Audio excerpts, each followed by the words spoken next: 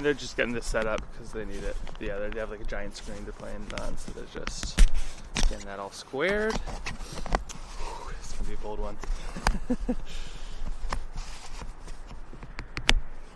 I don't have them on right now. I prioritize getting the live view up and running. So.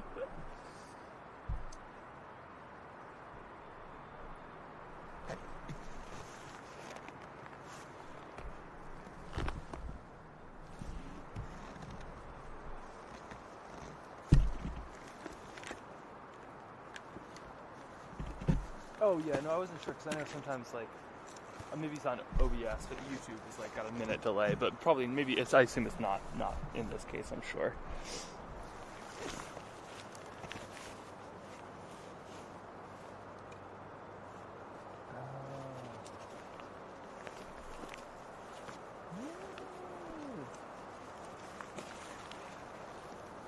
Interesting.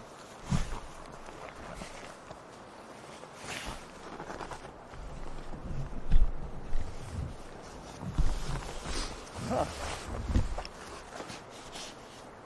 Yeah. And if you have 1 second to send me the link of this specific live, I can pass that over, and you'd save me some cold hand phone work. Oh yeah. And thank you in advance for your help with all of this. I very much appreciate it. In the summer, it's going to be 1,000 times easier.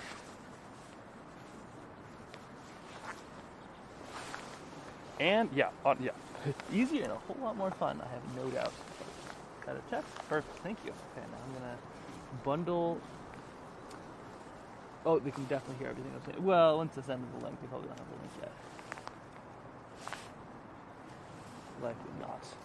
Okay, I'm just bundling up. Oh. Nico's on there. I think it might be time. I think I just toss a. Everybody's about to get a hand warmer, so every bag, I'm just gonna drop a hand warmer into.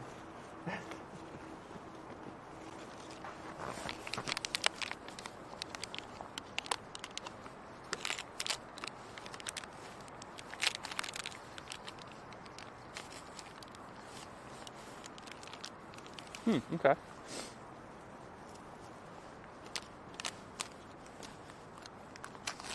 Yeah, I know. I do need to switch that up, huh? Oh, thank you very much. Okay, and I'll go text this to Nico. And know that we're up and running.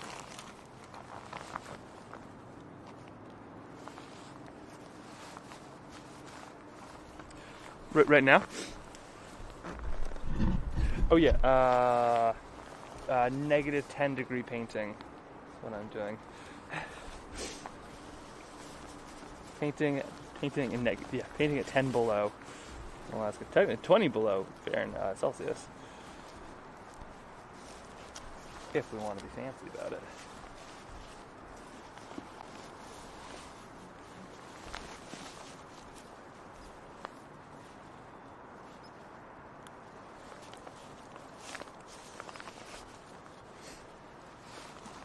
What's your name?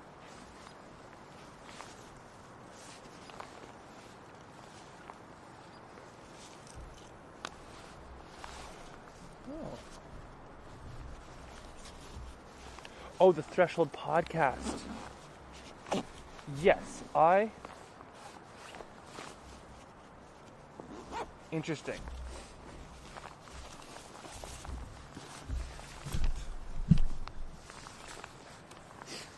Yeah, have fun.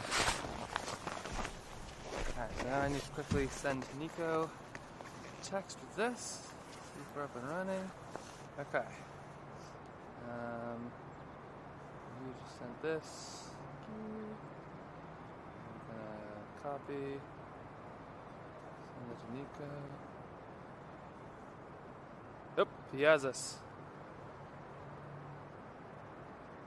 Paste. Yep. Alright. And then if Nico comments, please just let me know. If you can monitor that, otherwise real monitoring starts at the hour. Akia.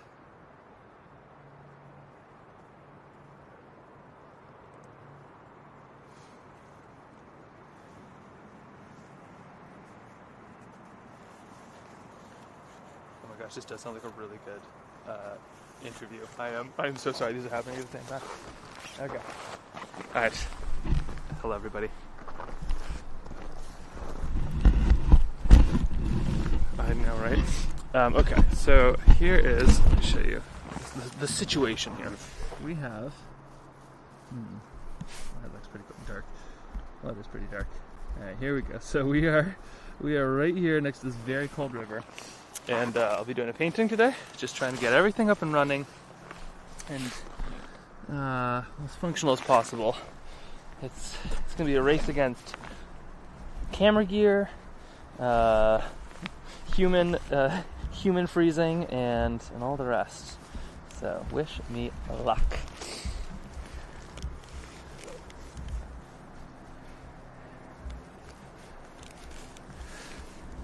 Amazing. Amazfit is here. So this is part of a exhibit, which is really, really cool. So there's a live component to an exhibit. So Amazfit, make super wild watches.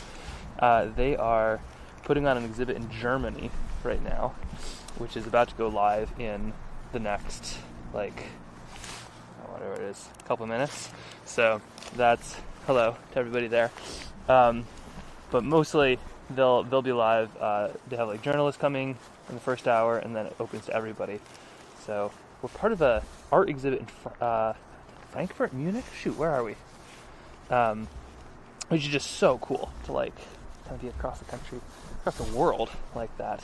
So we'll be here in Alaska, and they'll be there. And then a lot of cool, very frozen sketches that I made are physically there as well. They invited me, and I would love to have gone, but traveling with the kiddos, I'm trying to make that work. Didn't quite happen, but they're still super cool to make this happen. But I'm just trying to get everything buttoned up, keep it all relatively warm. I've just put heating pads by all the technology, and that's now plugged in. Okay, so good there. Now I gotta get heating pads on me, and then we'll be set. I'm just gonna move this out here. Cool. But here, just gotta show you. Just for instance, this is what we're looking at today. I was gonna try to be up here, but the there we go. So you can kind of see the spot I wanted to. The avalanche danger seems a little bit too high for my liking. So we're being safe, which is the most important thing. We're gonna be in this gorgeous location right here instead. But I gotta get bundled up. We're gonna be here for a while. It's cold. So let's see. We're gonna start with face layers.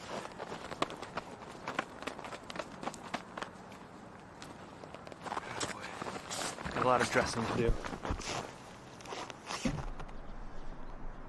There. All right.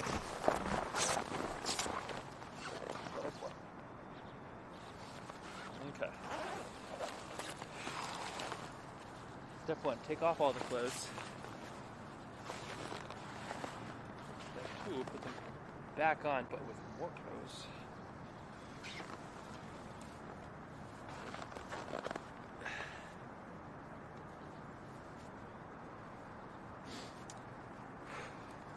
The trick is you want to wear wool and down. You don't want to have anything that's cotton touching you in these temperatures. Cotton, when it gets wet, can kind of sap away the heat. This will keep it relatively warm. Do we go coffee underneath? I think we go coffee underneath. I think. Actually, I don't.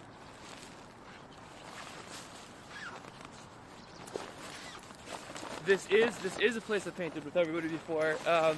This is that beautiful little river that was going along, but I've got some new ideas of where to sketch. And yes, this is some pretty deep snow. I'll put my feet in it in just 1 second.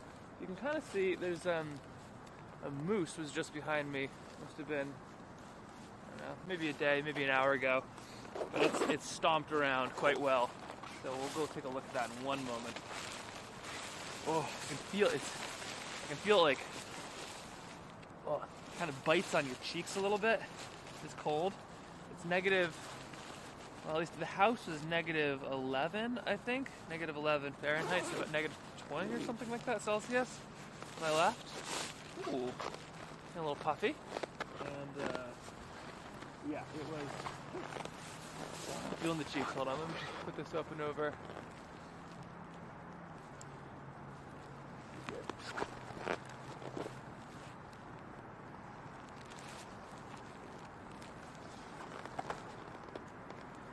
Poor cheeks. That's usually what gets it. Oh, okay. The real trick is if you keep your body warm, the rest usually follows.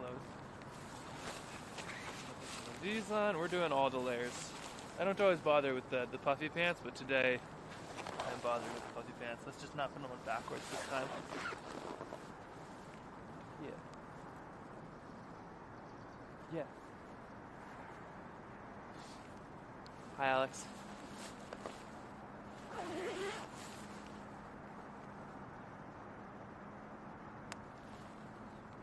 Oh yeah. Sounds great.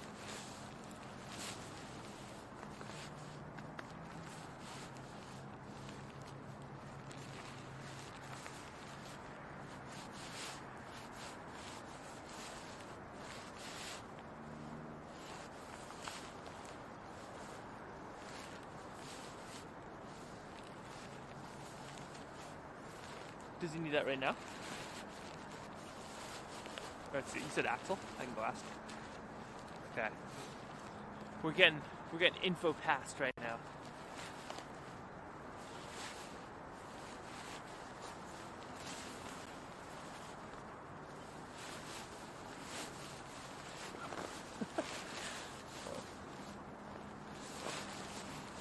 I know, right? Also, we're just getting set up. Hello, Alex. Hello, Amaze Fit crew. Don't mind me. I'm just gonna struggle with some pants here for a second, and then I can get a quick intro over. And how we're doing this right now. So it's so cold that if I take my phone out for more than probably a minute, it's gonna die.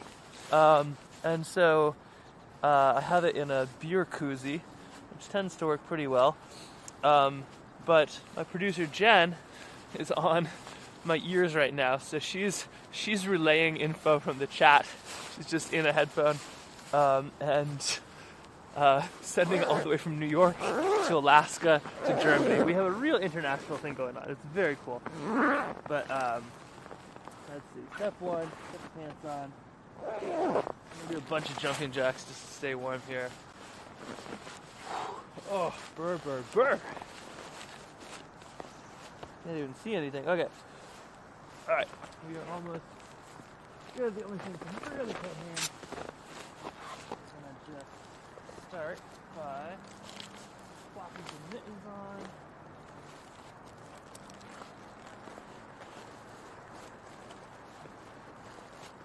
And then we're gonna get the painting going. For real, for real.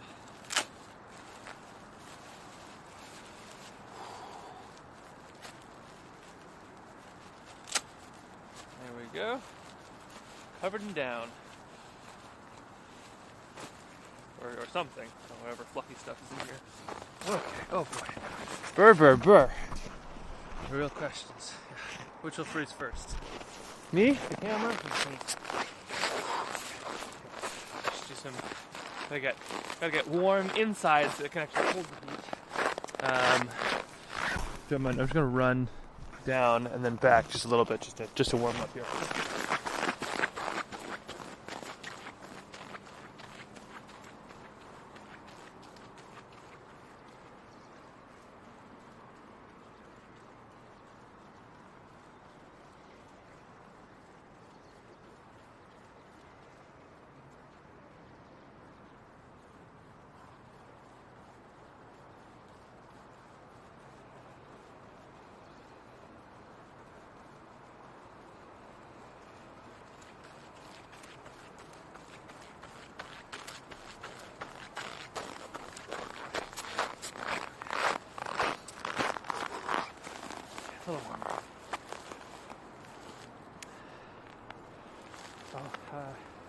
Yeah, I'll check text here in a second.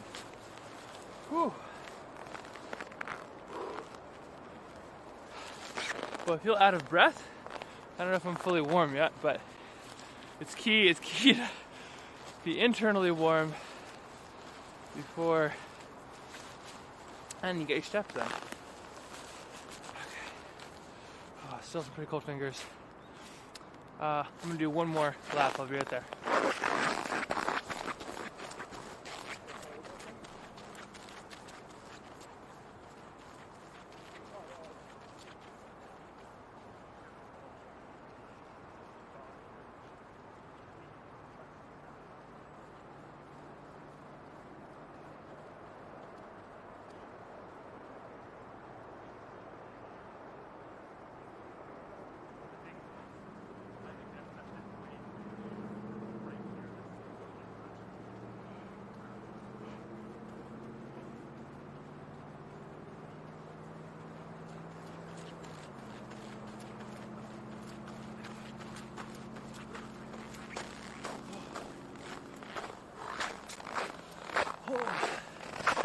Cold one.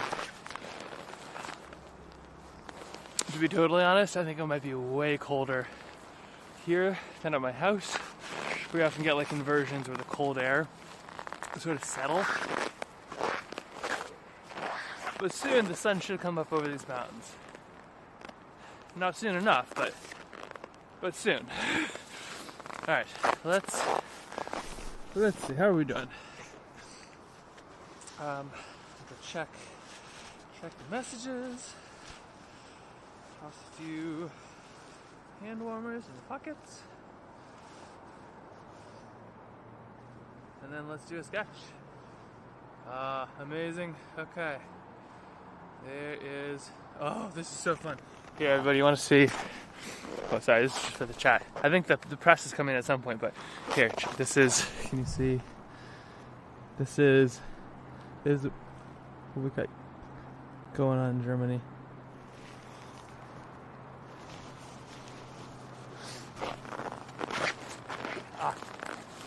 Yes, are they ready for an intro?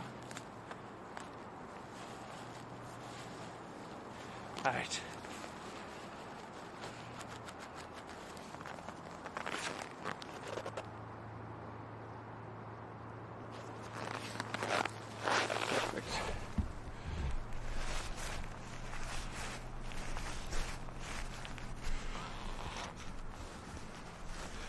Yeah. Okay. Well, let me just. We got all this. Now, let's see. I'm just gonna. My plan is to do a little bit of sketching over here first, but stand for a second while I warm up. Okay, ready for an intro? Let me. At least grab one before it freezes here. Just gonna do a couple quick intros because, well, talking keeps you warm, so why not? But my name is Max Romey. I am a watercolor painter and filmmaker here in Anchorage, Alaska, and I am going to be doing some paintings of gin today. It's at least negative 20 Celsius. It could be much colder than that. I don't dare take my wrist out of my, well, maybe let's take the watch off and we'll get a true sense of just how cold it is.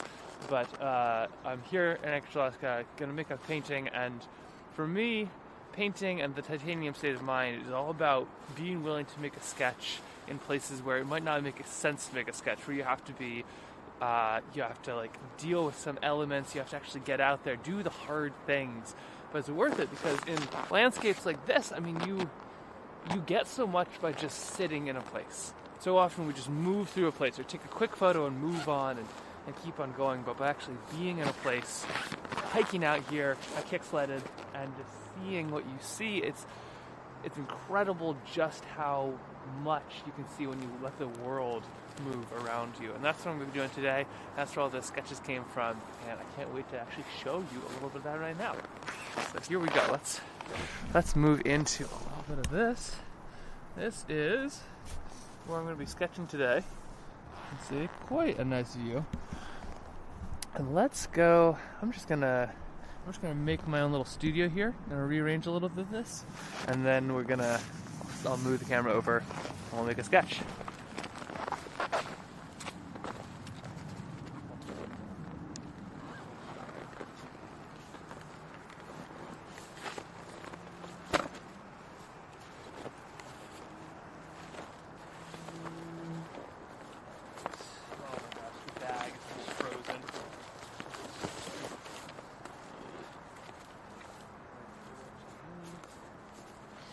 gin.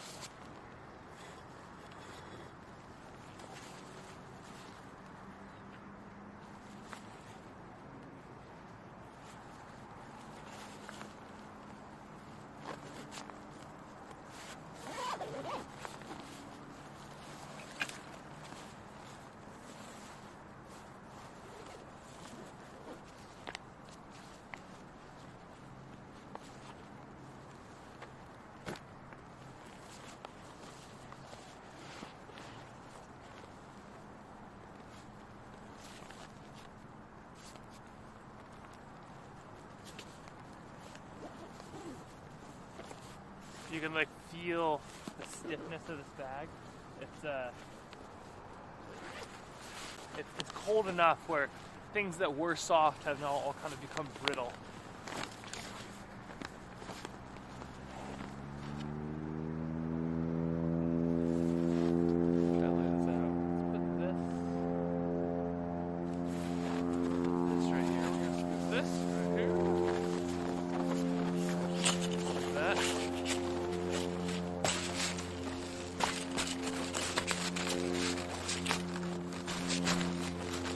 The beauty about kicksledding is you get your own seat no matter where you're at. Works pretty well. Alright, so we got gin, we've got watercolors, we've got hot chocolate, got a pair of binoculars for when I need them. Let's make a sketch. Now, just for the record, this is how deep the snow is. At least up to my knee, so probably close to 1 meter or so, just here. You can see right over here, there's where a moose kind of floundered around a little bit. They have some serious legs, so they probably go all the way to the bottom. They've got huge feet, so basically like a pair of snowshoes. Which is convenient. Alright, we'll just stay right here, I think. It's a lovely spot to spend a nice morning. What do you think?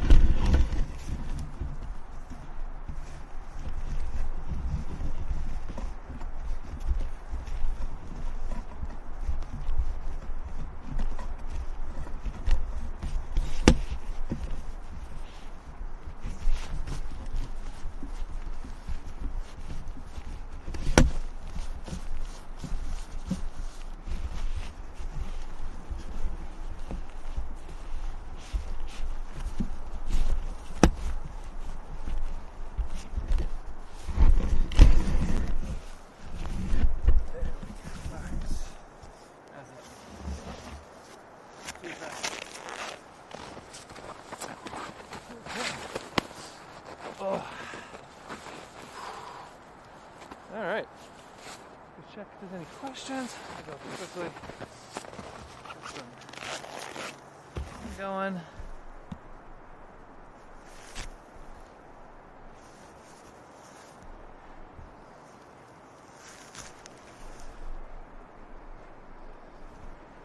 Yeah, there is. I did bring the warm suit with me. I just haven't put it on. I did. There you go. Let me just move this right there. Okay, I'm very excited about the warm seat. Everybody, if you don't know what the warm seat is, let me show you. Let me show you exactly. Can't do that. All right. Yeah. All right. Let me show you about this warm seat. Behold. Yeah, the tour is so they hold out. They're going to walk people around the back.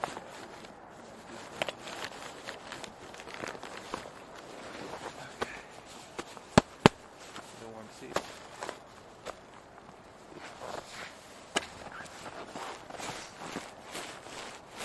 Yeah, right?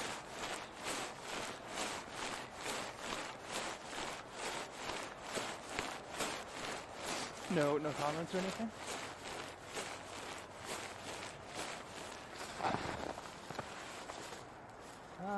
I think maybe this is the softer side. The left side is the softer side.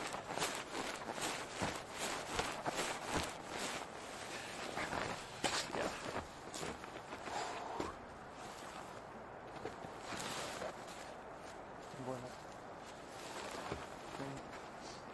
How is the framing on my own phone?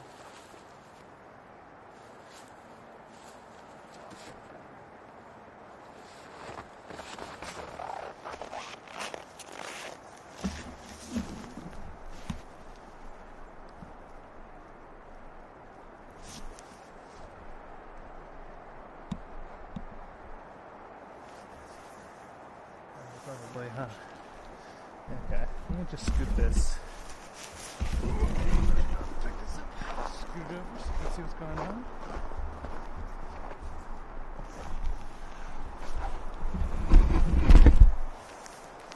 And I'll, yeah.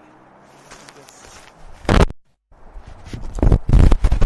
pull this out here.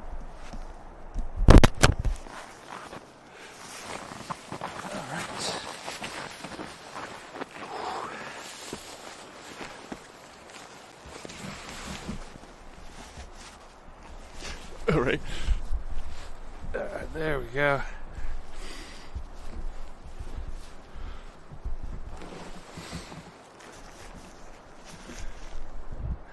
Hello. Okay.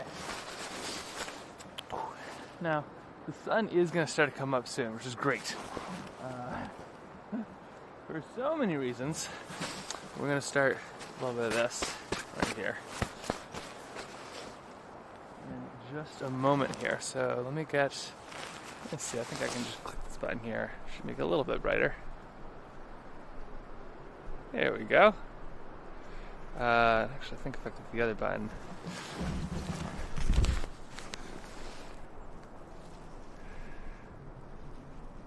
Not that one.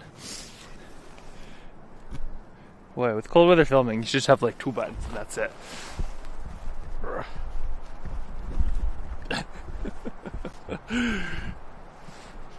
Don't mind me.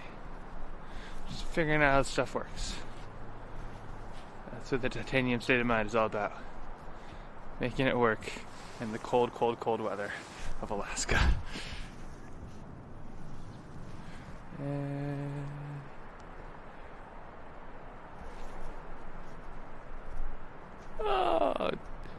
Yeah, on a scale of 1 to 10, I'd probably say I am currently, on a scale of 1 to 10 of how uncomfortable I am from the cold, I'm probably currently only like a 3, maybe even a 4. But the longer you wait, the colder it gets. And look what we just got. Ladies and gentlemen, the sun. Oh. I feel no warmer, but like also I feel so much warmer, you know? We got the sun, we got a sketchbook, we've got some gin, in case anything goes particularly right or wrong. And yeah, maybe we start making some sketches. I'm just gonna grab a little bit of this. So it's a little bit difficult to get things going until you have the mittens up and running. Then things get a lot simpler. This is what we have for today's setup. We have just a loose sketchbook, a couple pencils, a brush or two, a little palette, something to attach it all, pencil leads, and then here there's little bits of eraser and stuff like that. But I'm going to start with, I'm not sure what we'll start with here. Let's see. This is the most recent sketchbook here. Lots of little sketches, including one that I actually made in this very spot.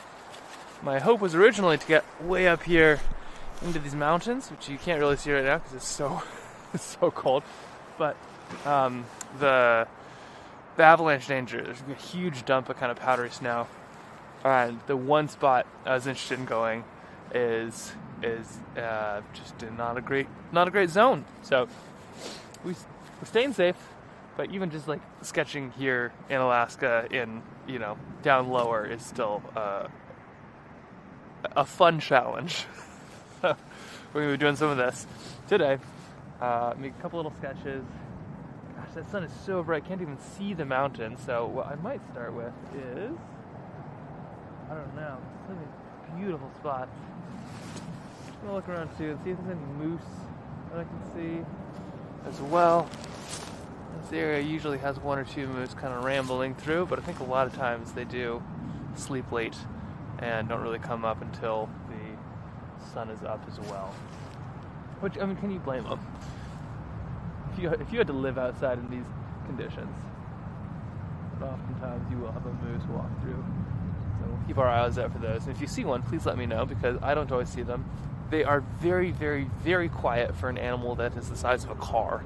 And a lot of times I will be painting, and then you just kind of look up because you hear a twig snap or something, and there's a giant moose right behind you.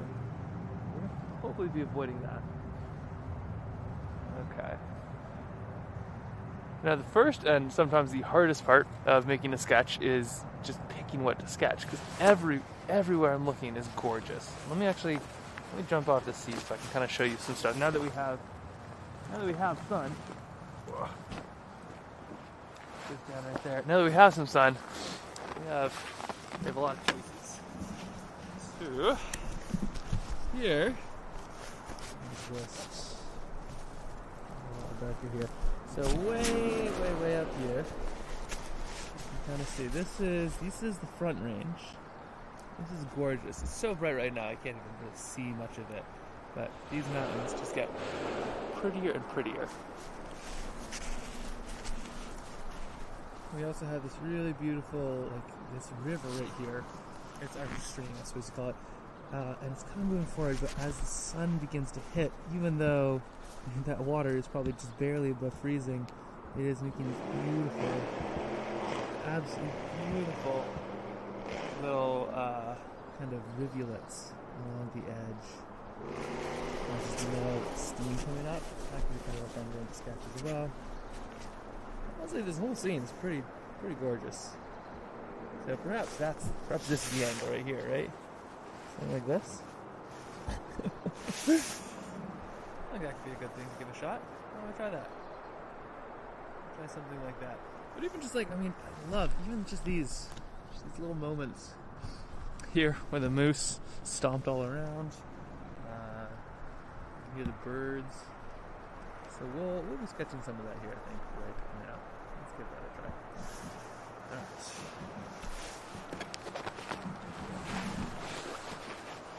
Now a lot of times I'll kind of set myself a bit of a timer. I'm going to do that now, maybe. Let's see, or we'll scoot back. Oop.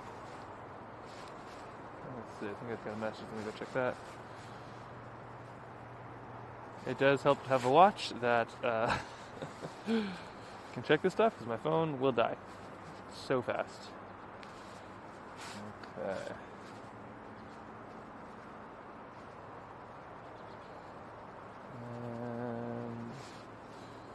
Authentic.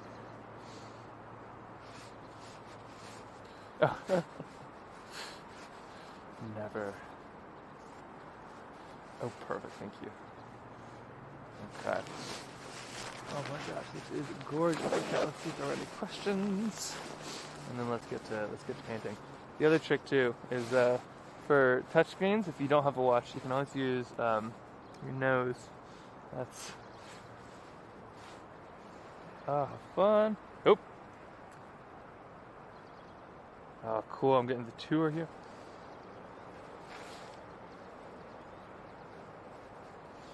All right. Okay. Now let's get started with the painting here. There we are. There we are. Hello, hello. And let's get a little bit of this.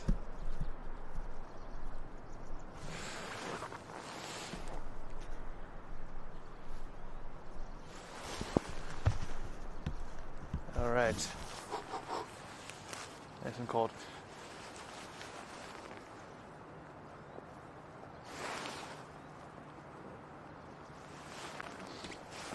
And there's nothing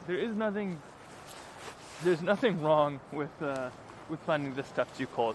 I will admit, like a lot of my paintings, I do in the much. Oh, sorry, we're trying to get some hot chocolate here. I do in much warmer conditions in a studio. There we go. That's not a good sign when your thermos freezes. I'm real concerned about that. But I do a lot of things in a much warmer studio. But even just being in a place like this, this is where the inspiration always comes from, you know. So I'm just gonna put a little bit of some hot cider today.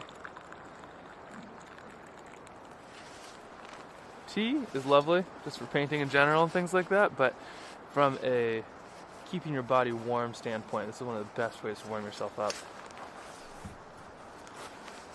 That's key.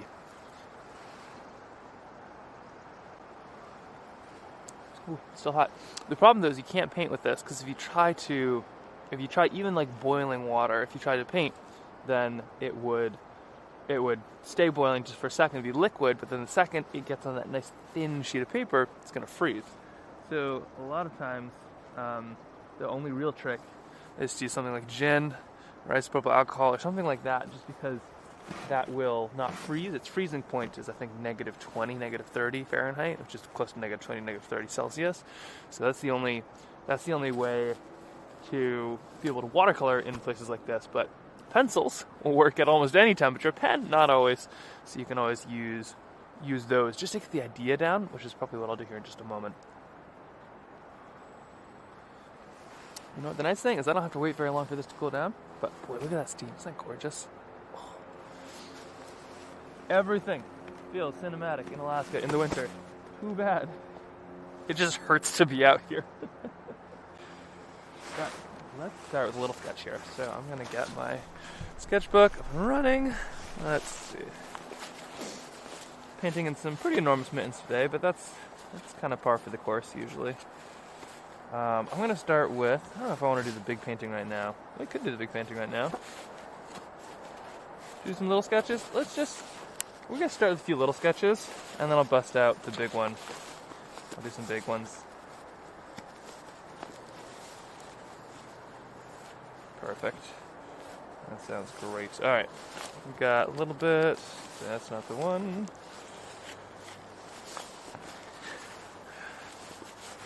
There is a surprising amount of dexterity in a mitten.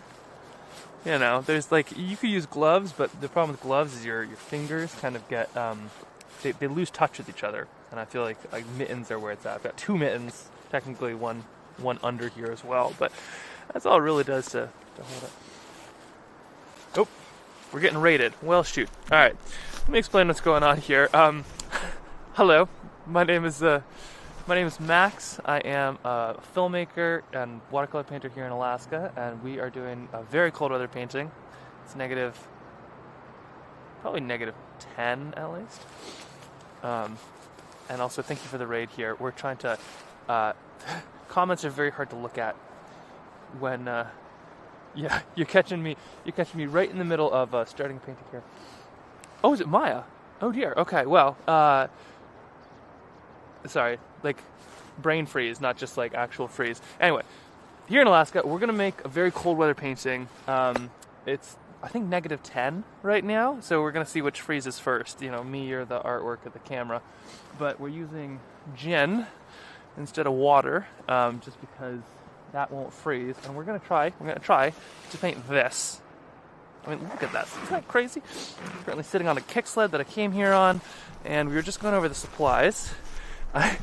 Comments are kind of hard for me to see because if I take my phone out, it will freeze within about a minute. So I'm very lucky my producer's actually putting comments through my ears. So I can, theoretically, if you want to say anything, it will get to me.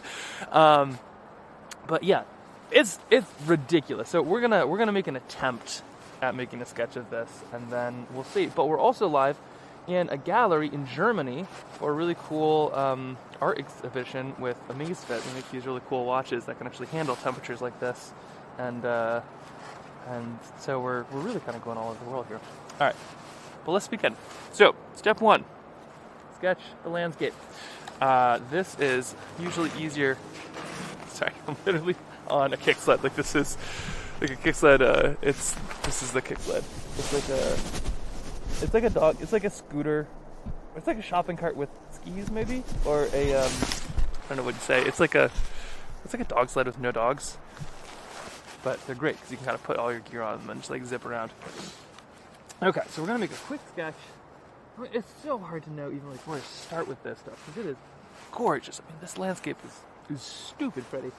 But I think, well, let me see. We sketched here earlier, and I think I've even got the spot.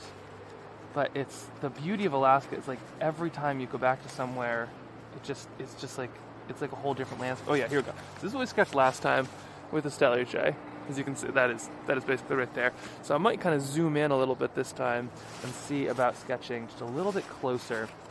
That was about 30 degrees warmer. I think that's like only 10 degrees instead of like negative 20. I think what it might have been a little earlier. So we're gonna an attempt is gonna be made. That's what's gonna happen. Any comments, Jen, that I can speak to without taking up my phone? All right, here we go. So step one, I'm basically gonna make myself a coloring book. I've got a pen here, some pretty thick mittens, and we're just gonna give it a go and see what happens. All right. I don't know where to start here. You kind of get these plumes of steam rising up too. And okay, well the scary part of the drawing, and this is, okay, if I feel like I'm procrastinating, it's because I totally am. Like, confession here, because I don't think anybody can hear me aside from the moose, but like, the initial outline of the drawing is terrifying. Like, I don't know how to describe it. You know, like this could be anything. This blank sheet of paper in this nice blank canvas of a landscape, like this could be the best drawing I ever make. And then the second you put a mark on this thing, it's ruined, kind of. Like, this could be anything. The second I put a mark on it, it can only be something. And usually that something feels like it's something like I totally ruined it. But if you can get through that valley of despair, then all of a sudden, it can kind of only go up from there. And I've never like made a sketch where I'm like, that sketch is perfect. I definitely don't want to add color. But a lot of times I'll make a sketch and it's like, that is garbage, and then I add color and it's a beautiful drawing. So that's kind of what's happening right now, to be totally honest. And I've been painting since I was 2. So it's not like this is a new thing. I think it probably, the doubt started to creep in when I was like probably 5 or 6 or something like that. I don't know, 10, whenever. We're all artists until we decide we're not to. I think that doubt started to creep in a little bit. And it hasn't gone away, and at this point, I don't think it will, but you just find clever ways to trick yourself into starting anyway.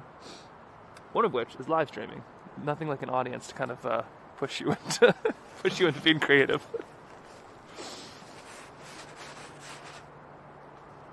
Okay, also, hi to the whole Amazfit crew there. Wish I could be there in Germany, and yeah, honestly, definitely wish right now. It is cold.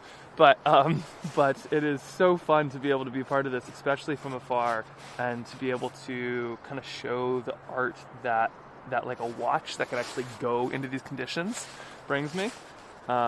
It's really, really cool to be there from afar, but also I am so glad to be able to share those other sketches and be able to show you in person kind of the lengths that it takes to make one.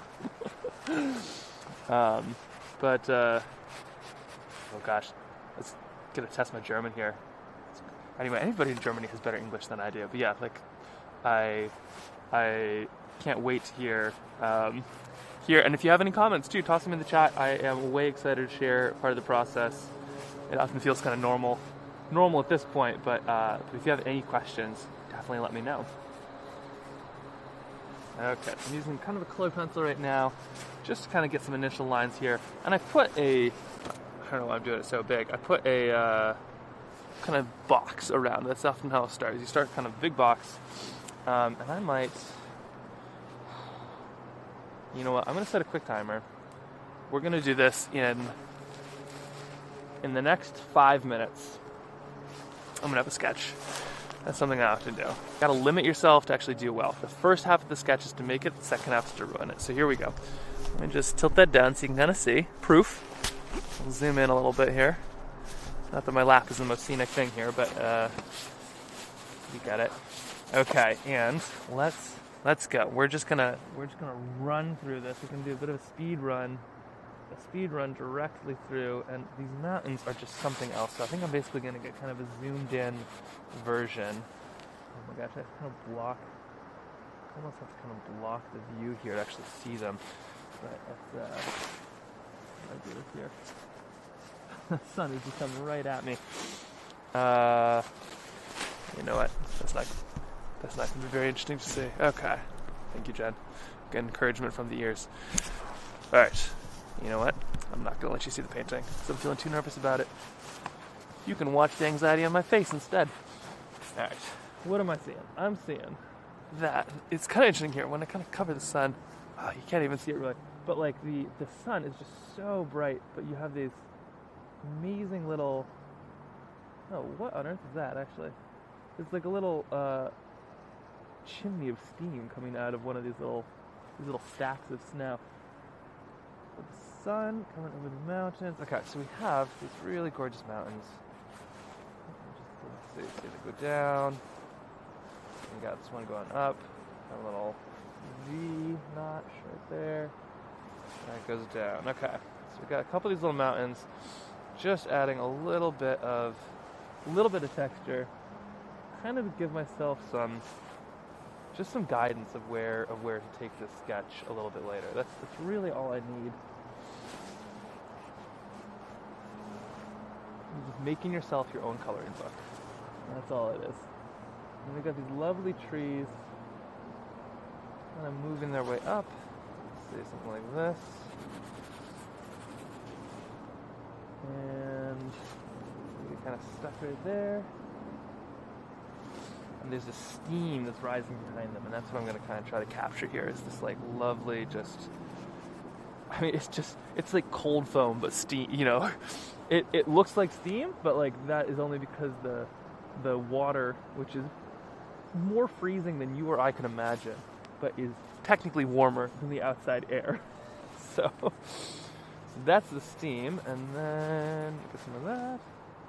We got a big tree right here. And then all of that kind of disappears into these lovely little bits. Alright. You want to see something unfancy? This is as fancy as I do usually for a sketch. We might add a tiny bit more in. We've got a minute or so. But yeah, the initial sketch does not need to be too fancy. We're really talking something that is just it's just a coloring book, really. Adding in, okay, we got a tree right here. Absolutely. Okay, here we go. So this is what we're looking at here. If you'd like to see. I'll zoom right in here. So it's pretty rough, but it's enough.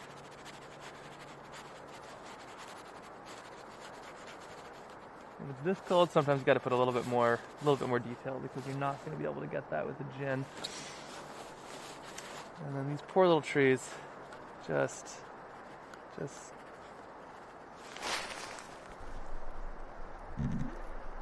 scoop that up right there. These poor little trees seem so cold, but they do amazing.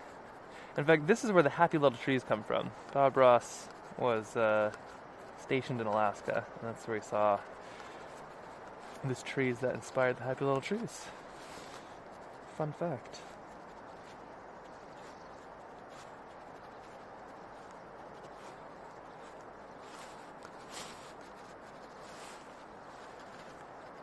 Oh yeah.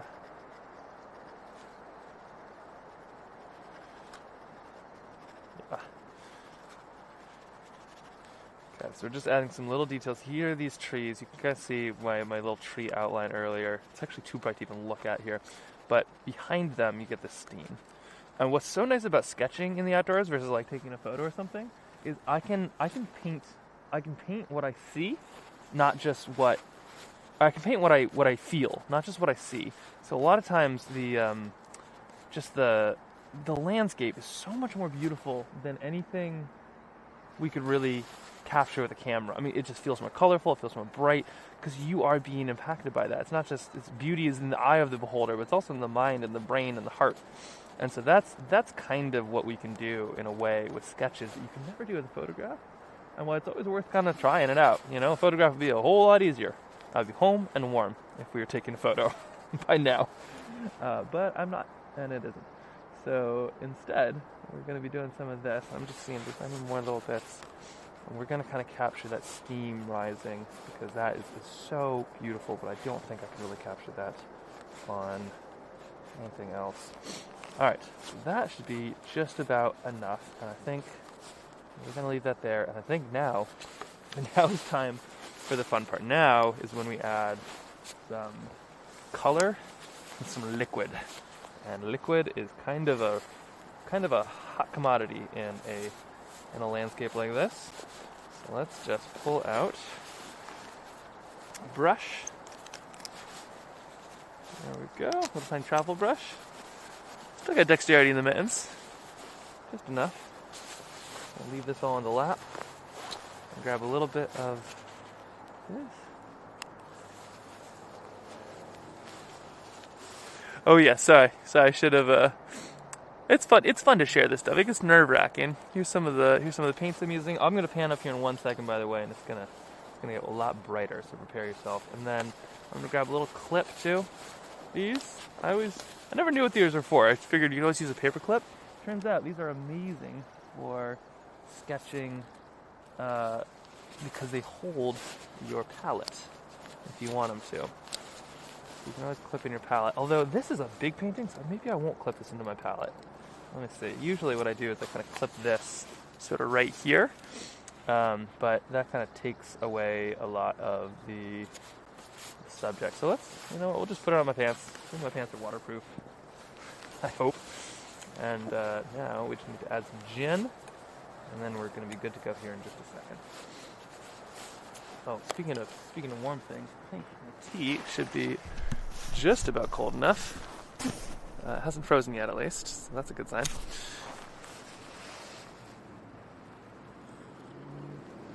Okay, I got cold real fast. I was just barely warm. But you can see, it's still steaming, which is why it's amazing that these rivers are steaming. It's amazing that these rivers aren't frozen.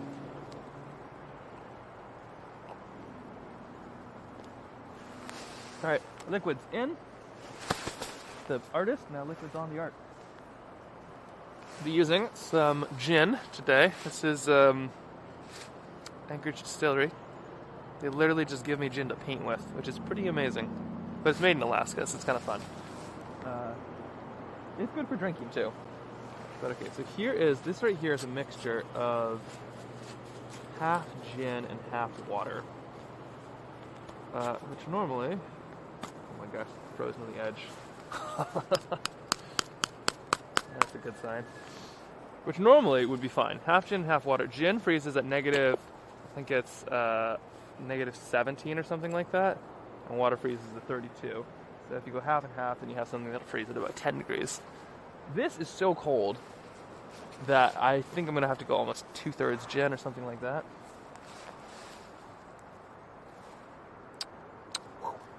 Yep. Still gin. So we're going to be adding a little bit more to this. It is amazing. It is so much easier to paint at like 10 degrees or 10 degrees Fahrenheit, or like even just 0 degrees Fahrenheit is easier than when you hit the big negatives. But this is nothing compared to like Fairbanks, where it gets to negative 40. Okay. Alright, this in here. Okay. That should do it.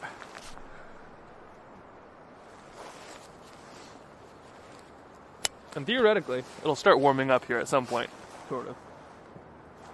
We do have sun coming in, which is kind of a crazy thing. I didn't like fully appreciate this, but the only reason that it gets cold is because there's less sun. Like, have you ever thought about that? You know, it's not like, oh, winter is different because the Earth is like further away from the sun. It's like, no, winter is cold because this hemisphere just gets less sunlight every single day. Like, have you ever thought like how powerful the sun is to do that? Like, it's crazy. You know, the reason that one side of the Earth is hotter than the other is just because like that side of the Earth gets a little bit more sun, and this side of the Earth gets a little bit less sun. Absolutely crazy. And then of course there's wind and water and currents and stuff that kind of moves it around, but at its base, we got less of that stuff in the winter. That makes it colder here. Which doesn't really make sense, because we get a whole lot more of that stuff in the summer, but like it's also not necessarily too much warmer, but I should look into that. There's like some physics going on. Okay, so we have all this good stuff in my lap. I'm just usually I'm actually like kind of squashed into the snow, which makes life a little simpler. But we're gonna paint. This is gonna be from the lap here, and I'm just gonna place this in the lap, hoping not to make too much of a mess here because, well, I'm on the lap. And here is what we're gonna do. Maybe we're ready for a painting. Also, if you have any questions, feel free to toss them in the chat. Jen is answering things and passing them on through my ears. But this next part could get exciting. So hold on to your pants. Gosh, hold on. Actually, my fingers are getting pretty cold here. Let me see if I have extra hand warmer. Yeah, it's gone somewhere. That's all right. My fingers can deal. They can deal. All right, here we go. Let's do it. How's the chat doing, Jen?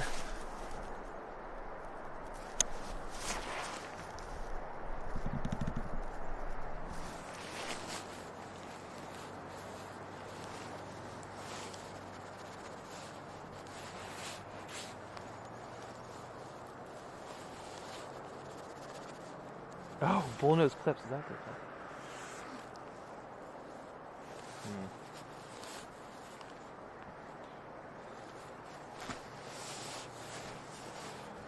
Let me see. I think I can scoot this over a little bit here. How do we do this here?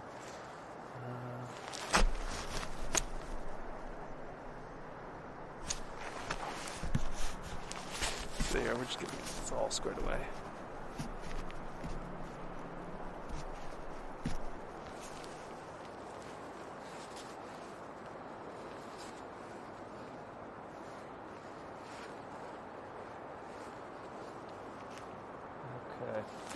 We're just gonna scoot this down. Okay, there we go.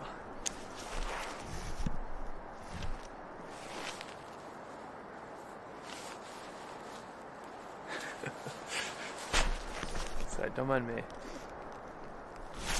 Okay. Oh, that's perfect, yeah.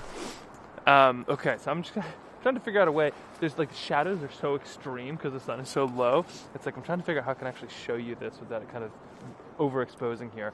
What I might need to do is just something like that. Let me see. Let me just think here.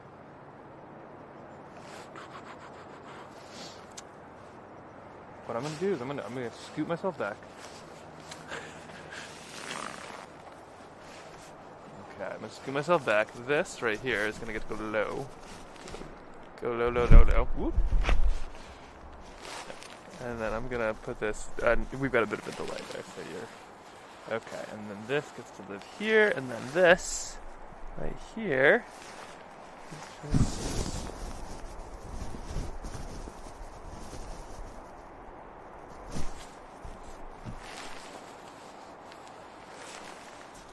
there we go. Okay, can you see? How much of this can you see? Maybe a little bit. You know what? We're just going to go top down. Here we go. Third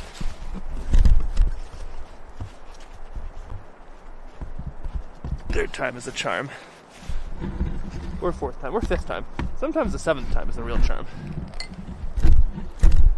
Okay. There we go. Alright. Here's the sketchbook. There we are. Alright. That should do just fine. Here's some small planes zipping about over that. We've got Alaska is often it's like one of the hubs of the small planes on Earth. There's tons and tons of them, and you so often hear them just like flying around.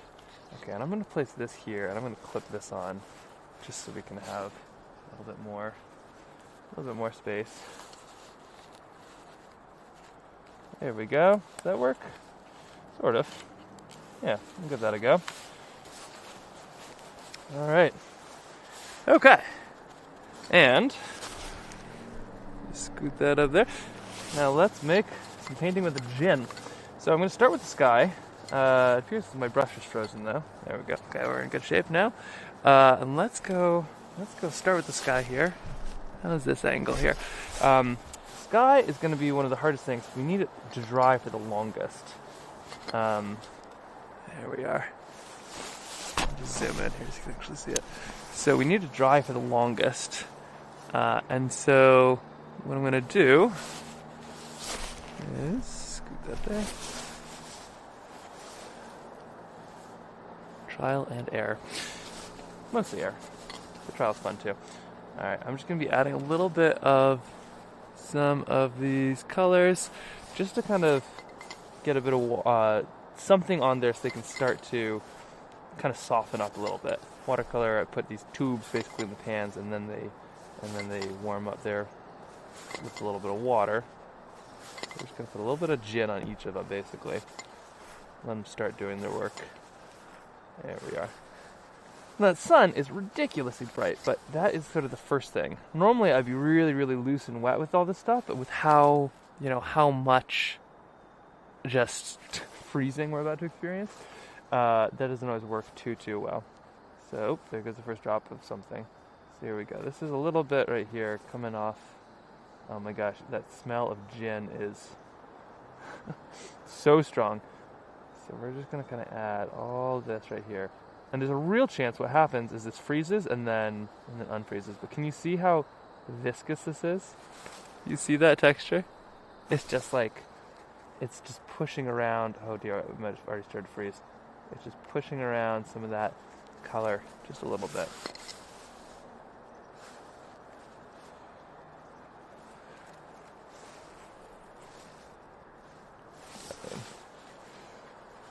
There we go. So this is, yeah. It's so cold. So we're just adding a little bit. It's this brightness of the sun is kind of ridiculous. So we're just gonna start with that, and I kind of leave the sun out. It's the whiteness of the paper is as bright as it can possibly get. So the brightest thing that you can do is just leave paper blank. Even the sun isn't that bright, so or that big. So I'm just gonna add a little bit of gin around the edge too, just to do something like that. And theoretically, it should dry, sort of. At least like the brush isn't totally frozen. I can see that even with that much gin, we are getting some frozenness here, which is pretty incredible. It's a little bit like painting with wet sand or something like that. I'll just scoot this up here. Hopefully you can see a bit better. There you are. And so we're just kind of scooting around some of these colors. There is technically blue over there, so we'll try to add a little bit of that if we can. But it's also just a lot of whiteness here. Give this a try. Depending on the temperature, sometimes paint just won't even be picked up. So you'll be trying to pick up paint and it will just nothing happens, you know. Kind of chemical reaction either to the gin or to the temperature. Okay, a little bit in here, a little bit there. Just pulling a few around. It's almost like building a sculpture at this point. It's so cold.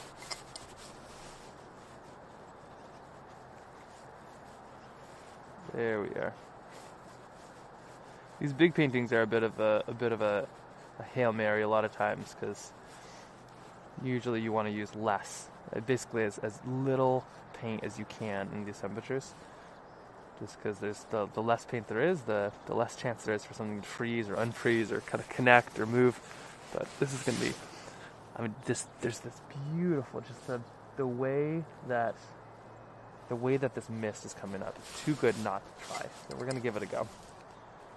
I'm actually going to kind of work through these mountains. These mountains are not pure yellow, but that sun is just punching right through them here. So we're going to just kind of add a little bit to the side, a little bit over to the edge. So I'm kind of like just like that.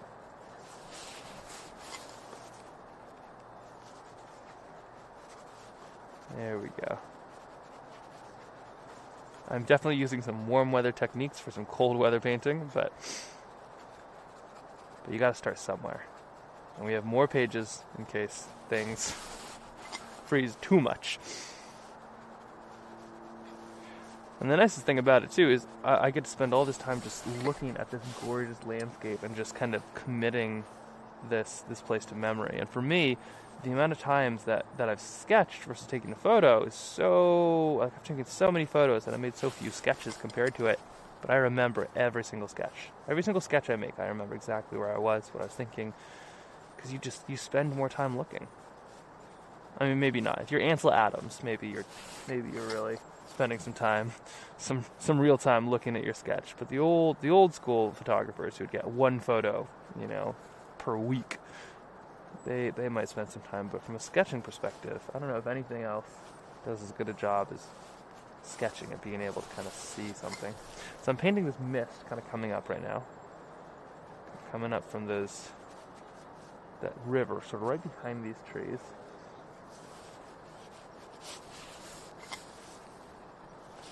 Just a little bit here, a little bit there.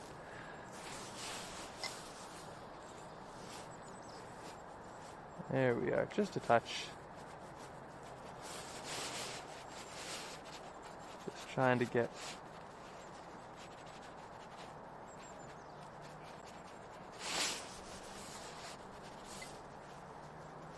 It is almost more physics than art. It's true. It's just seeing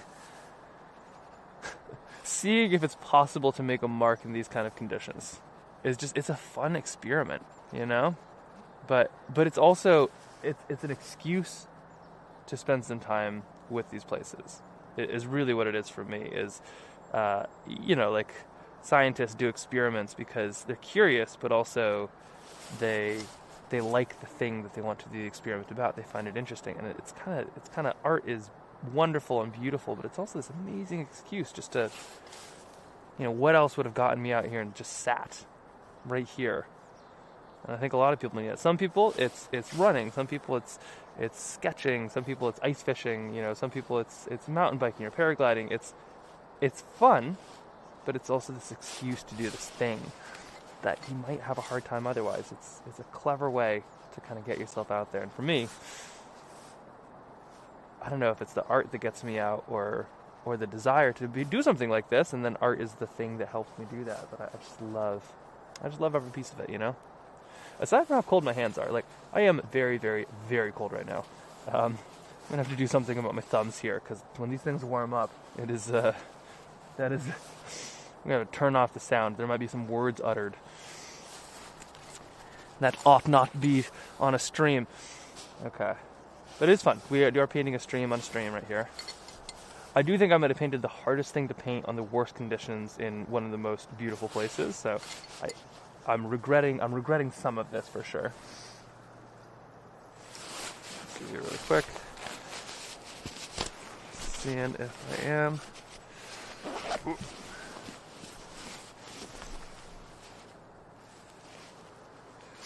Okay. Nope, no hand warmers right next to me. So here's what we got, the double mittens here. But even with those, those are pretty cold. Alright, so we've got just a couple more layers here. I'm just going to put a few little things. And with the funny thing with watercolor is it doesn't ever really come together until the very end. So kind of at this middle stage is sort of where it feels a little bit like you've wasted some paper and time and warmth, perhaps. Okay, so we got a little bit there. That's lovely. Next, I'm going to be adding some of the mountains, I think. It's kind of what I need to do next. It's a little tough because of just how wet everything is. It might not quite work. We'll see. I'll just add a little bit, just in case, just to give it a try.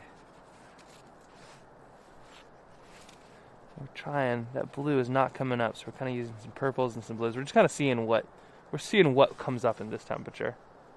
Okay, looks like a little bit of this blue. The funny thing is this is frozen and this is frozen. We got two just frozen colors really, right there and there. So one of them will hopefully work, but they're kind of hazy. And to be totally honest, I can barely see them myself, so it feels accurate. There we are, something like that. Oh my gosh, can you see this ice building up right here? Right in these? That's so funny. Okay, going back over with a little bit there.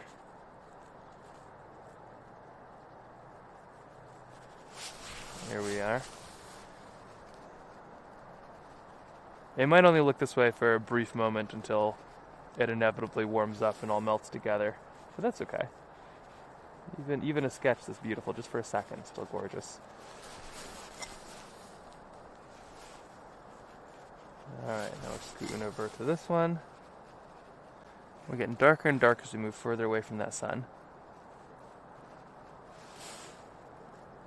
And once I'm done with these mountains, I'm going to have to go warm up my fingers. There's just, when you can feel them getting cold, this is kind of where it gets a little dangerous. At least painting, because you want to do this next layer and the next layer and the next layer. Oh my gosh, look at that. We got a nice little bit of gin slush. Let's just add that on. Why not? Just swap that on right there, just like this.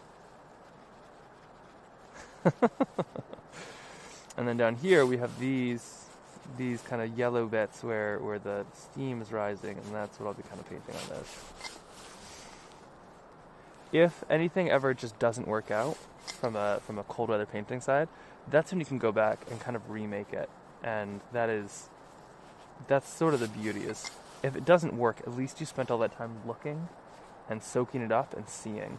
And then when you go back and you can kind of rework it, you have those feelings, you have that experience, you know? Okay, so a little bit there, a little bit here, a little bit there. Lovely.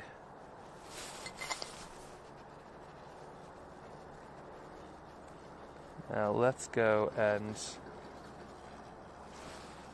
quick moose check here. I don't see any.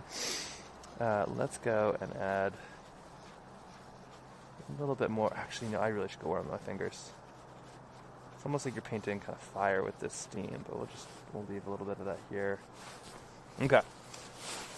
Put the gin down. And let's go take a quick run. The trick is you got to keep your internal body temperature warm. They say the best way to warm up your head is to put on a sweater. I don't know, what do they say? The best way, I don't know, there's something saying. It's like the best way to warm up your hands is to put on a hat, or something like that. And it's basically saying, like, if the rest is you cold, then then the digits and everything are definitely gonna be cold. So I'm gonna put this down for 1 second. I'm just gonna run that way as fast as I can, and then maybe do it twice, and that should just about warm me up. Let's see. All right, painting down, just so you can kind of see where we're at. There you go. This is loosely in the sun. This is loosely what we're looking at. As the initial thing, look at that texture. Oh my gosh, it's just all frozen. This is mostly gin. Yikes. But what I'm trying to capture is way over here. You can kind of see it.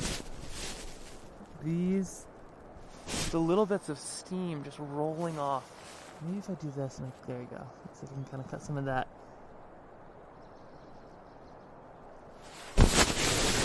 Yeah, so this is kind of a 3D painting at this point. They're just frozen bits of gin. So you can kind of capture, so you can sort of see. Anyway, theoretically, they'll sublimate, which means that they'll, like, the air, they'll go from ice to gas. But we'll see. So let's see how this goes. All right, step one, I need to go run just to warm up my hands. This is gonna hurt a little bit.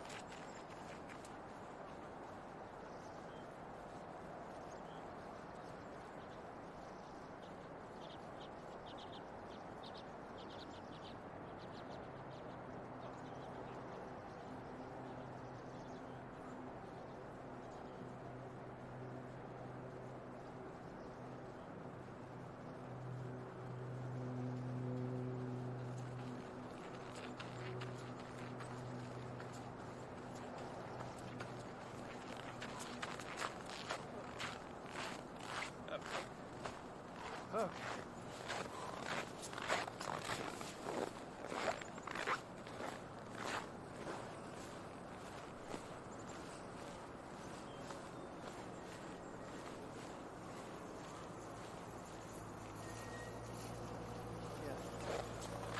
Okay, here, hold on. I'm going to take us on a bit of a field trip here.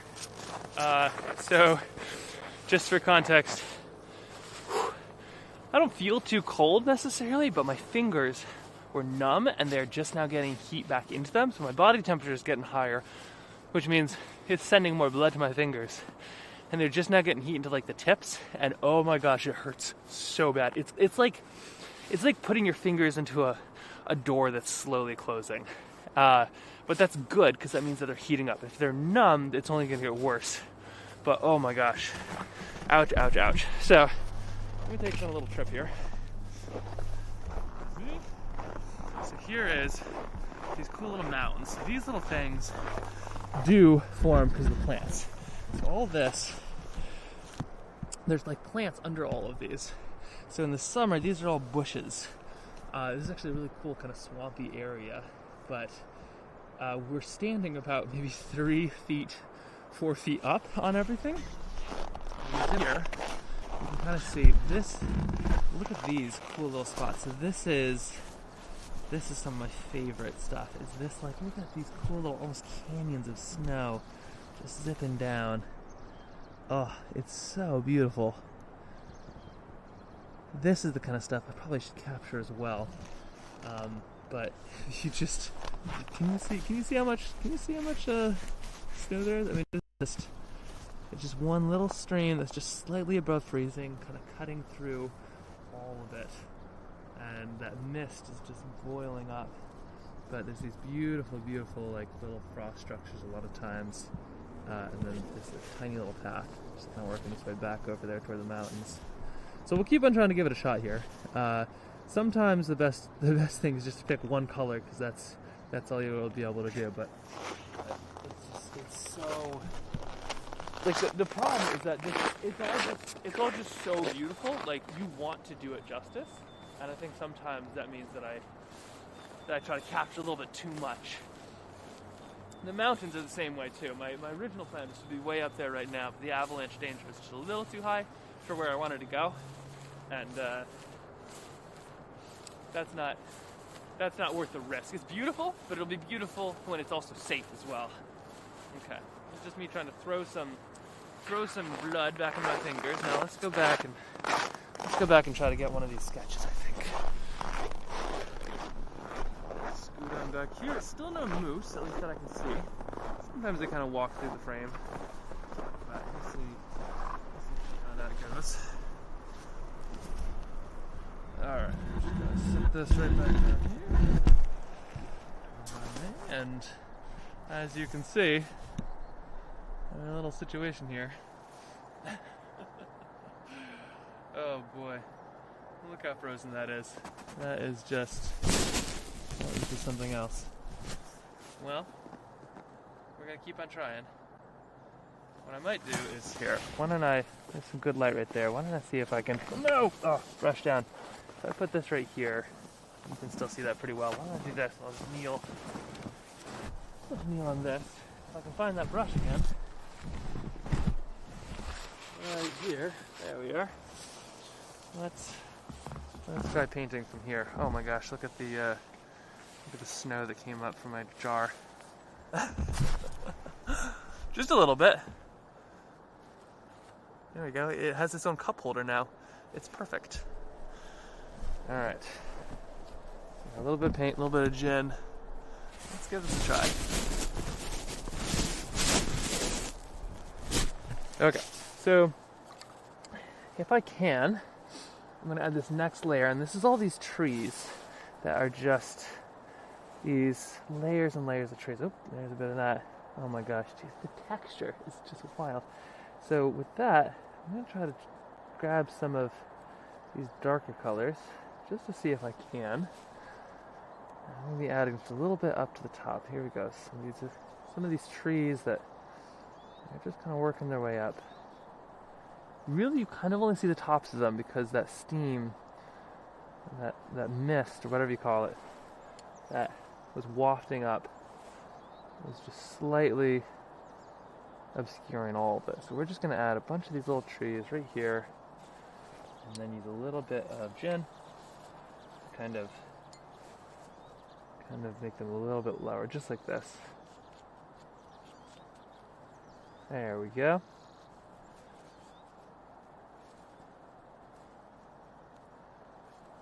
Lovely. Okay, just adding a little bit right there, and working our way up as well.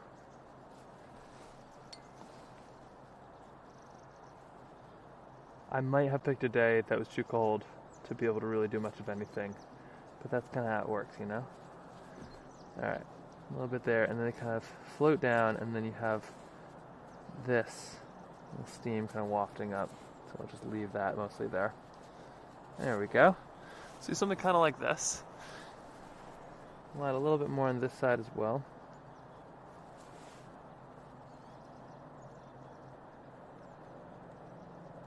Alright, a little bit over, a little bit at the top. There we are. It might take a couple layers to kind of build up, but that's just what we're doing right now.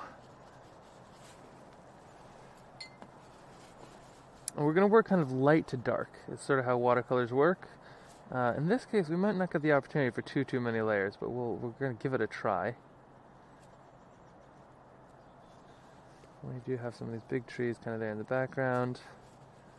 There we go. And we might just have to push stuff around, but it'll still work. Can you hear that scraping of the brush? It's just... this is some cold weather. There we are. Alright, a little bit more here if we can.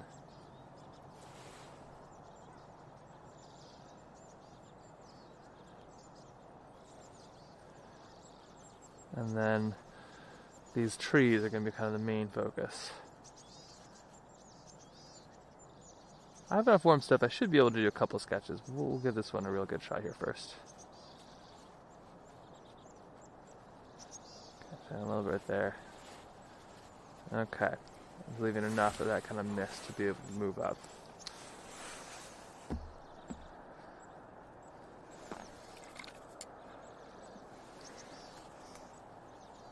Yeah, this doesn't look like watercolor. I swear it is. It's just so cold that even gin is freezing just a little bit. So that's it's part of the experience though. And the truth is, like, as this warms up, there's a very good chance it kind of melts into itself too. Like, it probably won't stay like this either.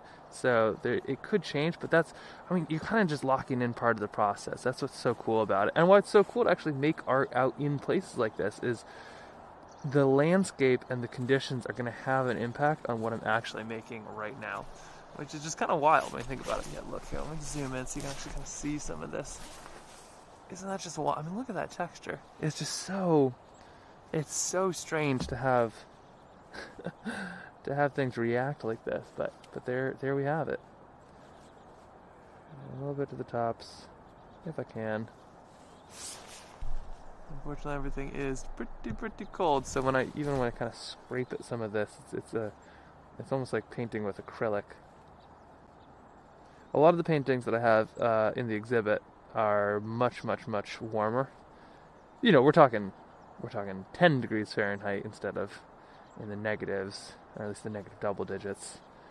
So those are just going to be a little easier, but I might have to try to paint with just pure gin to see if that makes much of any difference. Perhaps we'll give that a little go here in just a second. I usually try to have a little bit of water because it kind of helps move and bend, but we might need to go that route here in just a bit. All right. So now that we've got these, we do have these trees. I'm going to be kind of zipping in and out here in just a second. So let me zoom out here. We have these trees right over here, and you can kind of start to see. I mean, this is what we're looking at over there.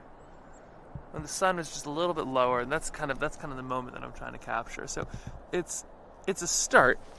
We do have these little areas over here. Ooh, that's too dark.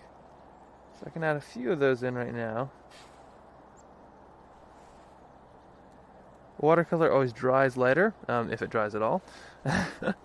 And so you can kind of be a little bit more bold than you think that you might need to be, or that you think that you should, because it will be forgiving.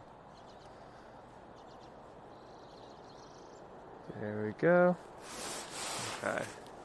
Lovely. And feel free to drop anything in the comments too.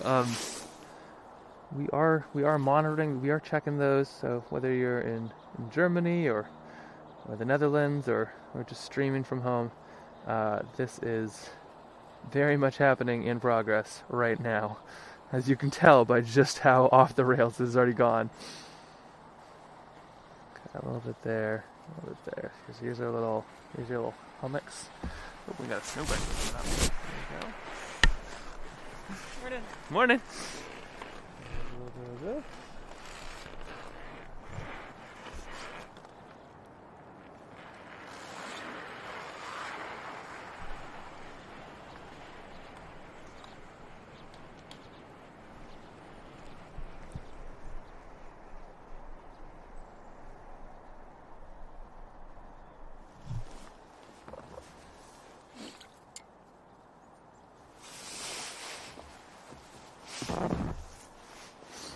Yeah, if we see a moose, we are absolutely going to paint a moose, and it is worth checking out. You know, the biker was a little bit louder, so I heard them coming up. Those are snow bikes, by the way. Those are nice, kind of thick bikes. So the tires on those bikes are super thick, so it lets you kind of go in the snow, whereas normally you kind of sink in a little bit. But I mean, they make a lot of noise. You see them coming up. The moose, for some reason, are virtually silent. So when it comes to actually spotting one, like say, but I mean, they just kind of look like a pile of, you know, trees. They look like 4 trees that just kind of end in a moose because they're so much higher. So honestly, we're probably somewhere in these woods.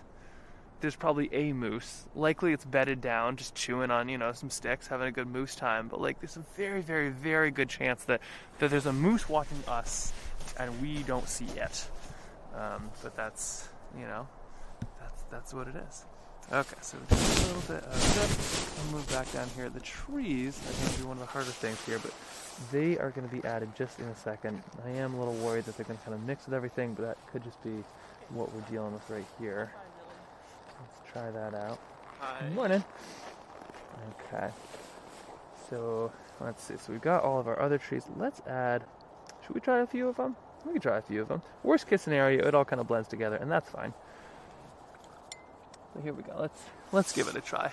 So here is a little bit of... We're just going to get some real indigo, a little bit of moon glow in here. Just trying to get something on the brush, even though it is so cold. So here's a little bit of this, and let me just zoom in here for you so you can actually kind of see. But we're gonna start from this way and then work this way, so that way my mitten doesn't scrape too much of it. But here we go. So here's a little bit of this tree right here. There's these little tiny ones that are just gonna go up like this.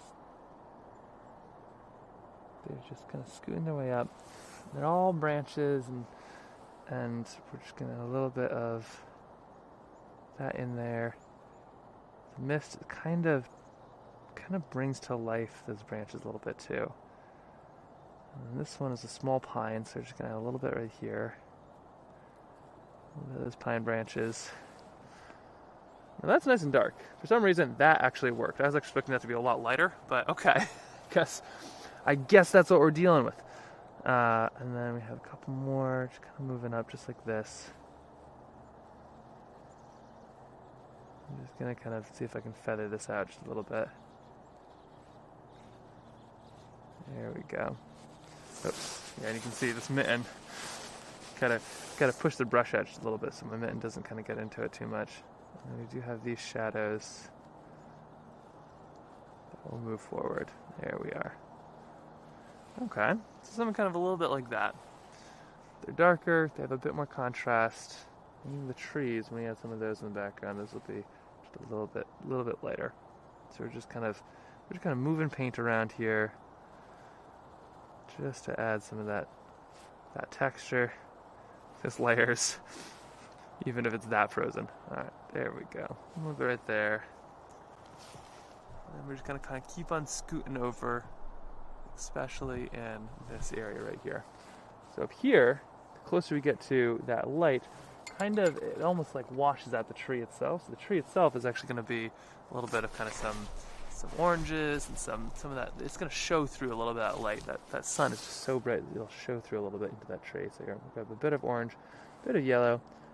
I'll just add a little bit of that in there. A bit of red maybe even. I'm just going to add a little bit of this here, kind of going down. Same up here. There we go. Anything getting close to that sun, it's going to be bright, bright, bright. And then we'll kind of move into those darker colors. There we go, a little bit of that purple that I'm seeing, and then we're just gonna kind of scoot around. Just moving down. By the time we reach here, then we're into those nice, beautiful dark colors. There we are, a little bit there. Let's move down into that mist. These trees are all kind of, these must be in front of the mist, because they're a little bit brighter, but everything behind it kind of gets obscured. There we are. A little bit moving there. And just adding these little bits. We're going to start with some kind of lighter branches, and then we'll move into something slightly darker here in just a second. So like I said, it's the last little bit of a painting where it all kind of comes to life. So it's that first little bit, you're just kind of watching. You're looking, you're watching, you're seeing what's there, and then it's the last little bit that you kind of come in with the details that brings it to life.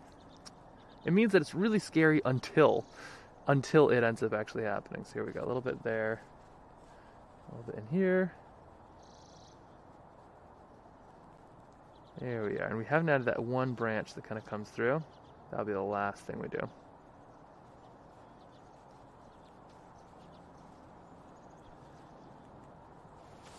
There we go. It's happening. Slowly, but it'll get there. We'll get there. I can feel that sun poking through it too. It is lovely.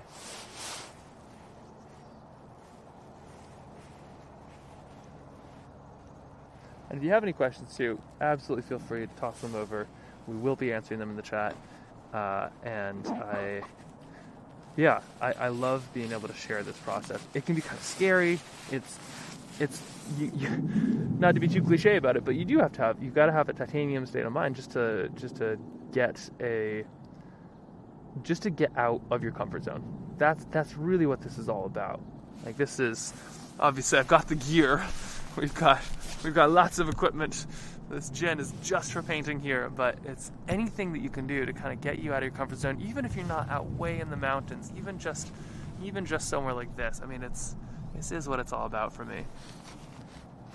And it only happens by sketching a city park, and then sketching on a plane instead of watching a movie, and it's just piece by piece by piece by piece. It can happen all over the place. Got a little bit of that tree here. Just moving around these textures. Look at that. It's just so, you're pushing around just snow at this point. We still have that little bit of those just gorgeous bits of steam rolling up, which I don't think I'm really able to show you. This is what it felt like. I'm not painting what it looked like necessarily through the camera. I'm painting what it felt like, which feels so much more powerful. Okay, a little bit here. This is not a pine tree. This one right here is more of a tree. But I had all of these little bits. So we're just kind of adding a few of those, and then we're going to come in with some strong, the chunks and the branches and all that bits are going to be way more dark. A little bit here. All right. Got some of that. And then let's add just a little bit right up here. We're just going to, there's a couple of these It's a little bit funny to be adding this stuff now because the landscape itself has actually changed so much. As soon as that sun comes up, it really changes the whole dynamic. There we go, right there. Adding one over here. Some of those trees. Trying to make those lines relatively thin, but you always kind of blur them out if you need to. Mittens are good at that. Mittens make great erasers.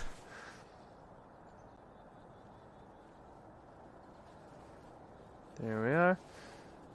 There we go. Okay. So we've got lots of these little lines. There's one more pine tree that we need to kind of add in there.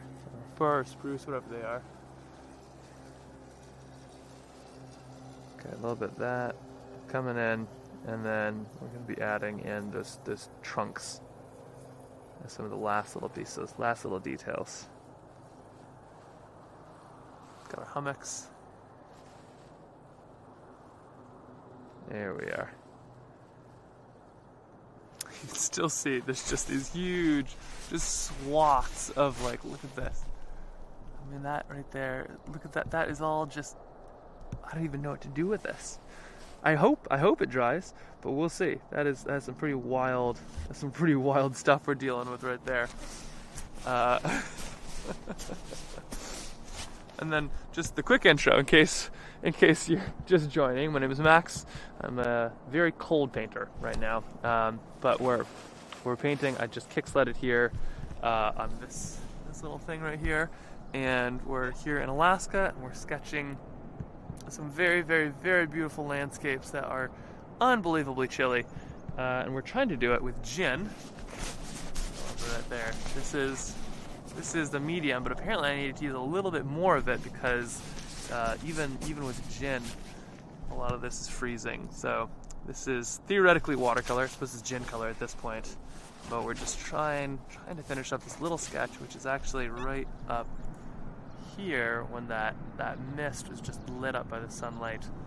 We're gonna give it our best shot here. So this is just the last couple little brush strokes here, which is where it all kind of comes to life.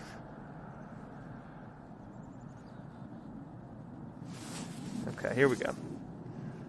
So this is gonna be this tree right here.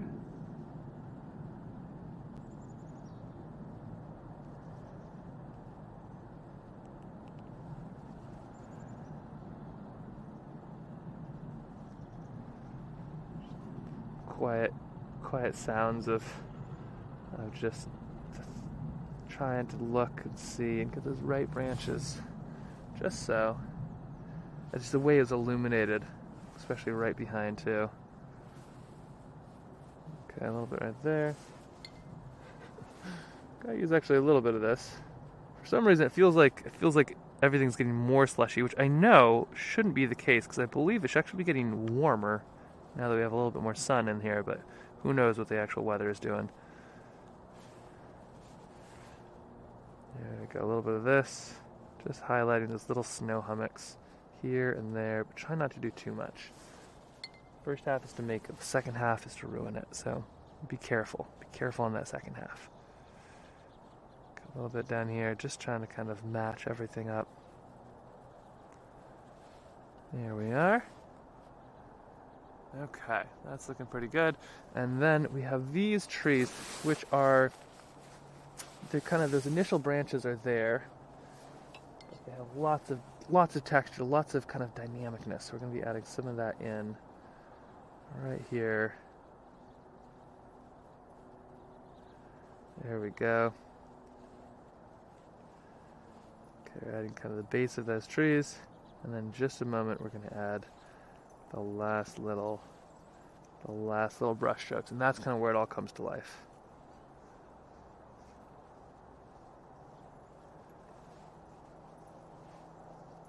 There we are.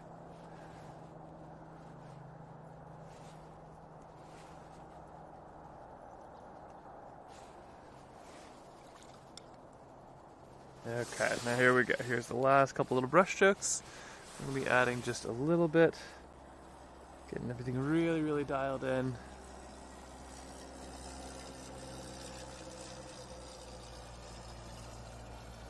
This is definitely the scariest part too, because like if you mess this one up, you really did mess it up.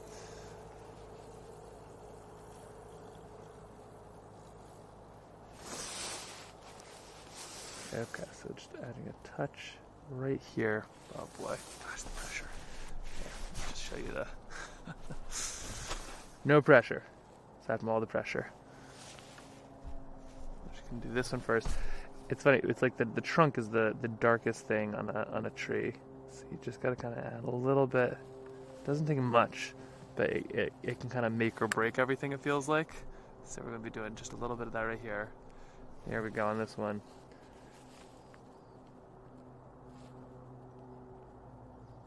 There we go. There's that. Over here, it gets thicker as we go down. Probably made that top layer way too thick, but that's okay. Those things happen.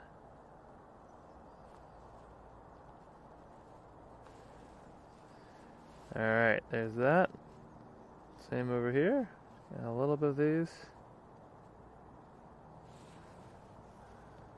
And there we go. Nice cold weather. But that mist just boils around, and I feel like I kind of need to add just a little bit of these here. We're gonna add a little. We're gonna kind of soften these out here in just 1 second.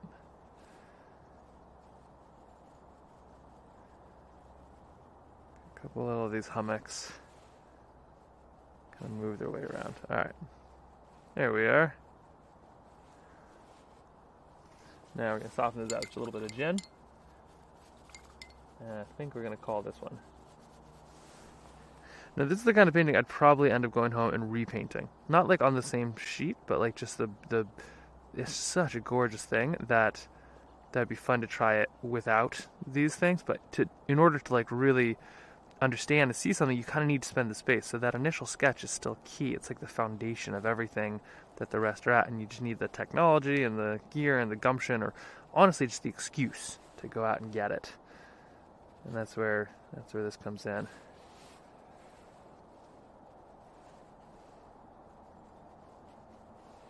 All right, a little bit here, a little bit there. And there we go. Here's a little sketch on the kick sled with a gin. And then way up here, you can kind of see where it happened. A little bit more light here, so it's not quite as bright. There's our trees. And let's see, you can kind of see over there. The mist kind of cut some of this tree, so you couldn't really see the rest of it. You can only really see this. But this is the beauty of being able to make a sketch outside. So you're able to sketch how something feels, not just how it might look in a photograph or how the light hits a sensor. This is more how the light hits your soul in these kind of conditions. We're gonna let that theoretically dry as much as anything can dry in these conditions here, just for a few minutes, and then we'll work on this next sketch really quick. I'm gonna really just hands here. This is an easy way to get blood to your fingers, because as you get cold, the first thing that happens is your body kind of pulls all the blood away from your fingers. So this is an easy way to kind of pull some of that back. I think it might be time for another quick little cup of something warm. Back onto the seat. I'm just kind of holding this up to the sun as much as I can.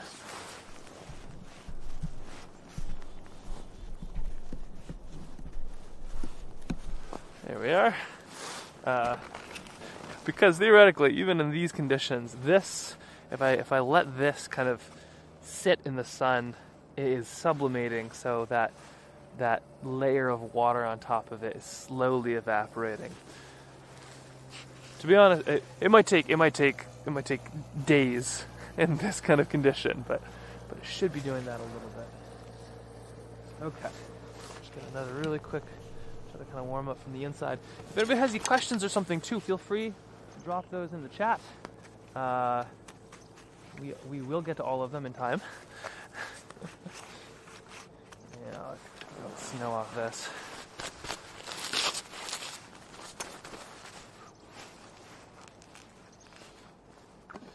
Perfect. Alright, I'm gonna share a cup of hot cider then.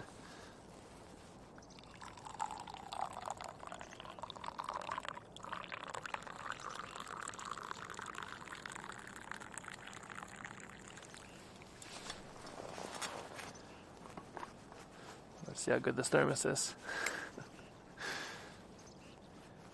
Now, in this time, it's pretty amazing. I love, talking about like making these sketches in these places. It's so cool because in this time, that sun has risen all the way to here. Have you thought about that? Yeah, I mean, like, just in the time of this stream, we've watched the sun kind of move across the sky, and that to me is what's so cool about painting. Is honestly that it's slow. Like a lot of what I do is trying to make a faster sketch and trying to be able to do something a bit quicker. But just the fact that that you can see the sun move over that time. I mean, what other kind of opportunity you get to just sit in a place and watch it? I suppose meditation or yoga or ice fishing or lots of other things, but how many of those do you end up with a pretty sketch at the end?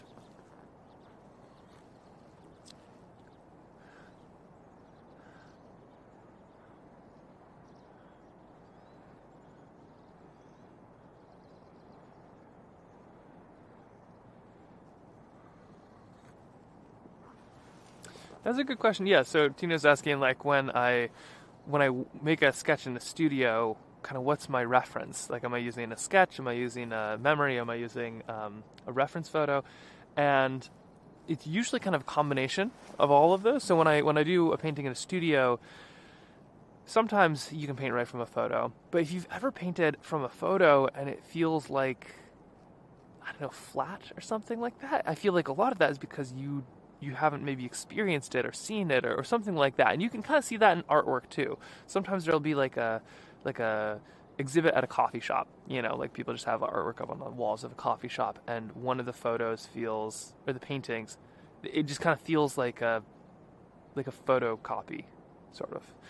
And I think it's still technically amazing, but I think the paintings that really shine, even if it's the same subject and the same everything, are where you can put a bit of your own heart into it. And for me, that happens because that's usually something I've experienced.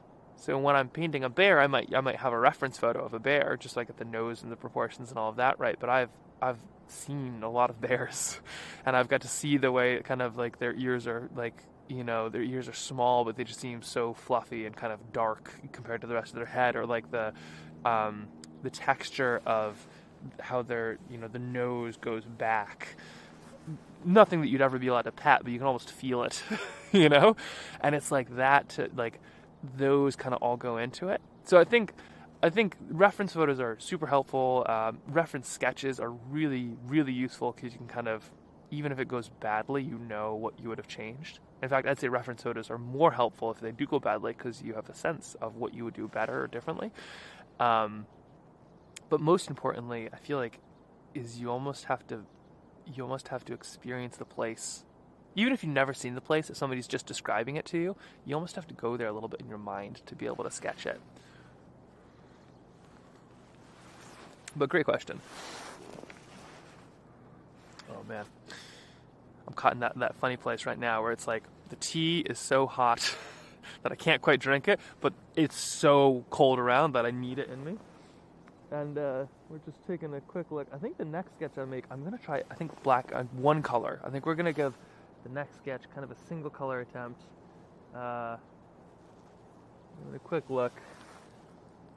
Nothing is drying very fast. And what's interesting is it's so cold that it's kind of blurred and almost fuzzed out a little bit, which is actually this really unique thing. I kind of love this. There's been a few sketches I've made where it is this real cold, and I think that's because it's still wet, but the gin isn't quite frozen, so it's still sort of seeping around a little bit. So this will be, I'll show you here in 1 second. This will be an interesting one, especially because it might be a bit of a Rorschach test when I close it up, and it might. it might ruin it there. But we're going to give it a try. Oh my gosh. Okay. I think... Oh, I was going to say, I thought stuff leaked, but it's actually the melting of the snow. We do need to figure out what we should sketch next. This is a good thing to figure out while having some tea. This whole area is really beautiful. I mean, so even the sun is gorgeous, but these trees are fascinating. It's interesting that a lot of them have lost their snow, which I think is probably a little bit of that solar heat, even though it's so cold. This birch, I believe it's birch. This is really beautiful too. I mean, look at this texture of this tree right here. It's not always the big landscape of the mountain. Sometimes it's the littlest details that really stick out to you. But look at the texture on this tree. It's just that paper thin bark going all the way up. It's really gorgeous. Kind of zooming in a little bit. I feel like that's gonna, you know, the initial sketch is wonderful, but I love when you kind of get the texture. The other side of things is pretty cool. If you look over here, this is where the moose was, and you can kind of see this tree. If you look pretty closely, you'll notice it is missing an awful lot of its tips. So obviously right there, something was kind of pulled and broken. But look at the tips of that tree. I believe most of them have been nibbled off. And then if you look down here, where the moose was stomping around, that bush used to be a whole lot higher, and this bush used to be a whole lot higher, and that's because the moose eat a huge amount of sticks every single day, and so they're just kind of stripping a lot of the bushes that they can see.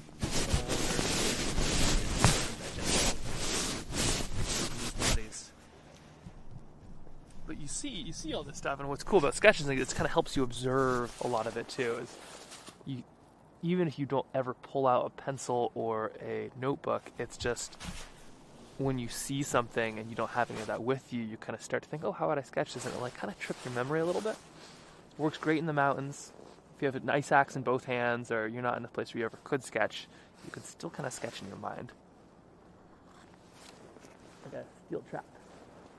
All right. So we have a little bit of light going on in the mountains. That could be a really cool sketch. There's still mist coming up, but it's not quite the same. And I don't see any moose yet. Like I said, they're pretty silent in how they move. I could always use my imagination to paint a moose if we need to, but I think to sketch is to invite, and I'm not sure if I'm in a position where I can run away from a moose very easily, so I might not want to sketch one right now. Okay, I am procrastinating too a little bit. I'm just get this tea down, and let's make a quick sketch. The mountains are gorgeous up there as well. I'm just kind of seeing them. They're like almost two-dimensional because that light is just like hitting them, but they're just this really interesting one color of blue. So that might be what we try next year, is these like really interesting mountains in ways. Also, like I said, anything in the chat, Jen is relaying that to my ear, so feel free if you have any questions, either about where I'm at or the process, or just like, you know, if you want to know if I can feel all my fingers. Hold on, let me check here. Yes. Yeah, fingers are doing good. Toes? Sort of. I didn't actually bring any snacks, so that is my fault. I know, I was in a rush getting out. At least I have like warm beverages. That's a good start. Maybe I should just eat a bunch of twigs. The moose seem to be having a good time with it. I mean, how hard could that be? Should I go gnaw on one of these trees? Actually, they didn't leave a whole lot for me to gnaw on either. I feel like they ate all the good stuff.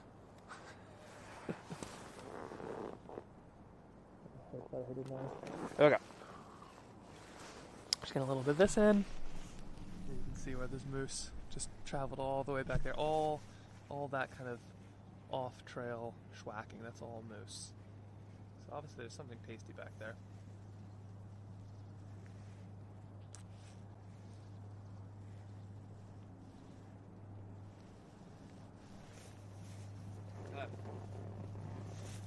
Hot cider, it's been drunk. Let's just flip this out just a little bit here. Shockingly, everything is still working. Now, now, let's do this. Okay, so we're going to start with the sketch. Let's go here. Oh boy.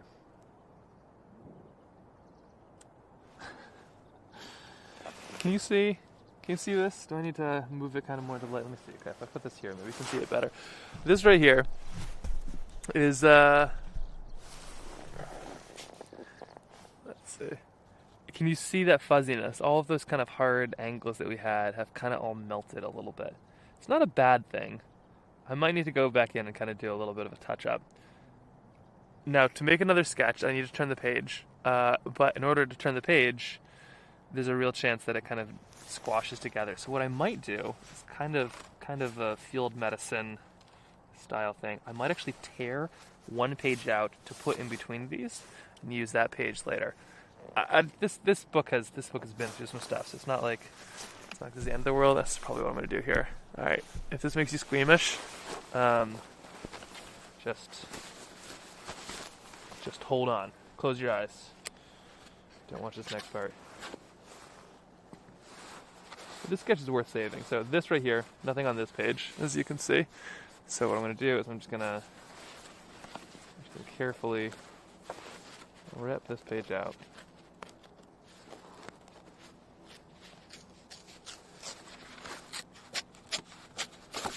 There we go. So now I'll be able to place this right here and protect just a little bit more of that. There we are. So that is going to be kind of our makeshift way. And you can see, look, see already we have a little bit of that there. So it'll still mix and match a little bit, but that's okay. All right, we've got this. Oh, so tempted to leave just these mittens on. Fortunately, the watch still going very strong, but it's just the temperature is so much easier to paint with only one pair of mittens. That's not where we're at right now. All right, now we got one of these. Let's go switch over modes. We're now getting back to the sketch mode. Just gotta grab a pencil.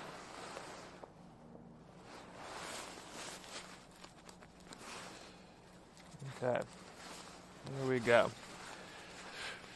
So, what's the sketch here? Those mountains are pretty darn cool. I think we're going to give those just a little bit of a try. It's where I was hoping to be earlier, so that seems appropriate to try to sketch.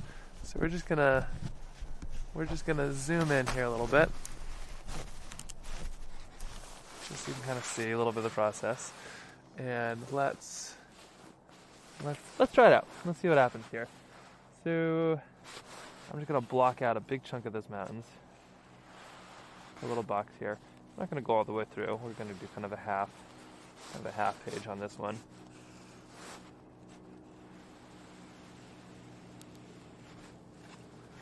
There we are. And there's this one just really interesting, just like mountain range right there that I can kind of see. It's these like little bumps. Kind of scoot up, go around, go over. And there's this big downstroke right there. And I'm just kind of getting the loose shape. I'm not trying to do anything too fancy here. I'm just kind of trying to get the loose shape. Maybe add a little bit of some shading just to kind of know where they're at. And a lot of times this is as much of a sketch as I'll do in any given moment. It's just this is all I'll be able to have time for. But what's kind of cool is it's really, you can do all of this with one. You can kind of capture all of this with like one single color. Is really what I'm looking at here. It's pretty incredible. So here we go. A little bit up here, a little bit down here. Look at these mountains. They're just brimming through. Gorgeous. And then there are some trees down here. The trees are good to put in because it just gives you context sometimes. Sometimes you just need a little bit of context just to realize how big something is. A little bit of trees right here, and then we have a couple kind of moving up here. So we're just gonna add a few right there. See right here. So there we go. It's a really quick little sketch. Like I said, the first bit is to kind of just make a coloring book. So it's not the fanciest thing on earth, but it does the trick. And let's see. There we go. And that's a little bit of shading. I've kind of got a sense of where things belong and where they go.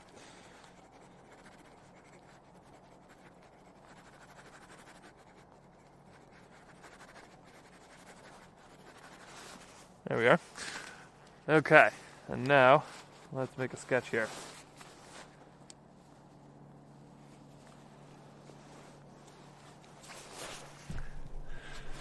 Okay. If I can just kind of show you what we're sketching here. So this is, can you see that there? Way over there. Those mountains right there. Might be a little too bright. Let's see if I can fix that for you. There you go. So that's those mountains right there. Those are the ones that we're going to sketch. We're going to do it with one. Oh, here's kind of cool actually here. I can capture this so you can see it if you can. Where'd it go? Nope, sorry. Jump on this side. Now right there, that thing heading directly into the sun where we won't be able to see it. It's called a ski plane. Oh, where's the sun? Here's our plane. Oh yeah, literally directly into the sun. There it is. Oh, I missed it. So that plane has skis on it. So it's able to land in just like areas like this. It's a really, really cool way to do it. Alright, zoom right out here. Okay. Oh. Here comes a couple dogs. We got some sled dogs coming up. Sled dogs without a sled, but can't blame them. So we're going to be sketching just a little bit of this right here. They're pretty weirded out. They're probably like, why is this guy sketching? It makes no sense. Okay, so here we go. We'll just zoom in right here. And we're going to try to get a lickety-split quick sketch. That's kind of what we're aiming for here.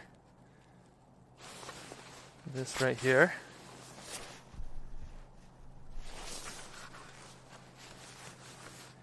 Okay, and this one I'll be able to just clip on.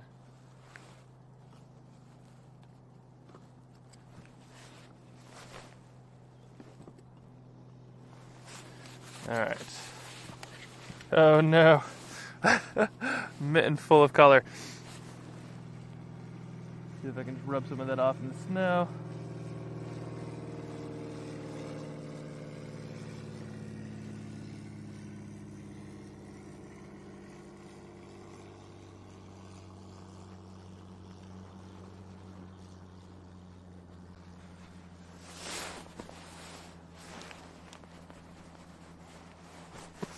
Okay, almost cleaned it off. We'll see how it all goes. Okay, now here's our setup right here. Now let's just add a little bit of gen. This is all going to be able to be done in basically one color, and that's kind of what's happening. And these blue mountains up there. Just gonna zoom in just a little bit. There we go. These dogs do not trust me. They're like, what is this man doing? That is sweet dog.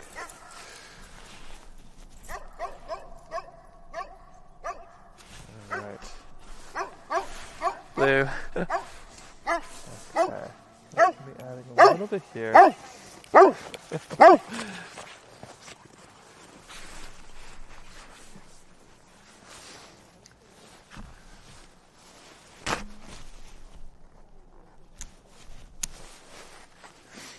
There are a lot of dogs in Alaska. Most people on hikes, most people on bikes. It is way more common to see a dog. I feel like the dog to person ratio is a minimum 1-to-1, which is phenomenal. But I guess that one's never seen a painter before. Okay, so this is actually kind of a light blue here is what we're actually looking at here. So we're actually going to be just a little bit here. Let's see if I can kind of scoot that so you can see. There we go. And if you have any questions or any comments, they are being read, courtesy of Jen. It's too cold for me to take out my phone. So feel free to toss any of those on the chat. But right now, we're going to try to do this all with about one color. This wild kind of light blue that is those mountains way up there. Scoot that down. And through pure contrast, you should kind of be able to see a lot of that. The light is changing, but it's okay. All that's coming down. I just love how just a little bit of texture is all it really takes.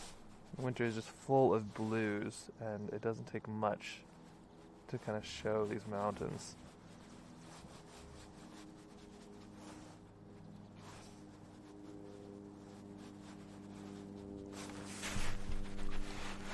Over right here, over right there. We're just gonna add just a touch, and I'll probably put that ski plane somewhere in this painting, just as I watched it disappear, kind of into the distance.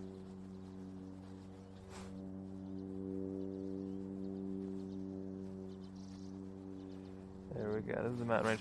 This is loosely the area where I was trying to head up to, but they have so much snow right now. It's great for the skiers. Well, maybe a little dangerous actually for the skiers, but it's nice that we actually have a winter. There's a few winters back.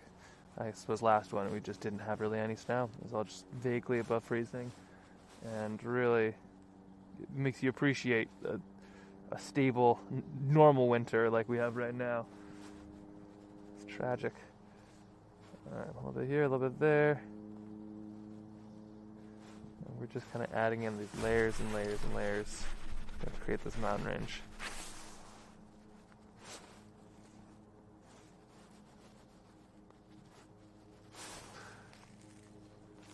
Single colors. But once it all comes together, that's kind of where it really shines.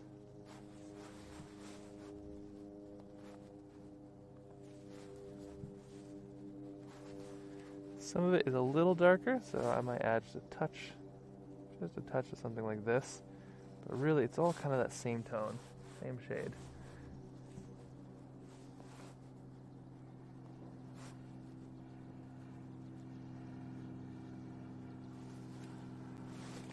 Oh, here comes another one of those ski planes just zipping over.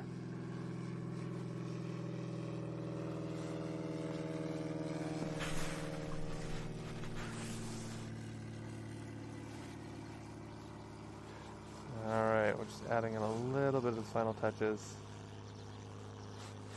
But you can kind of see, I mean, this is all one color, but it's the way that it kind of moves and blends and mixes is what gives it all that shape.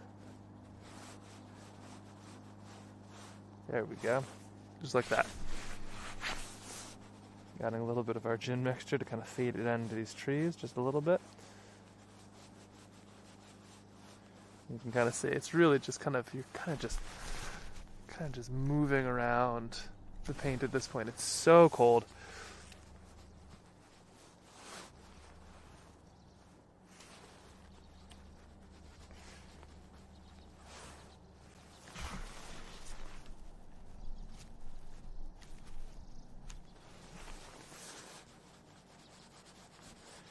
There we are.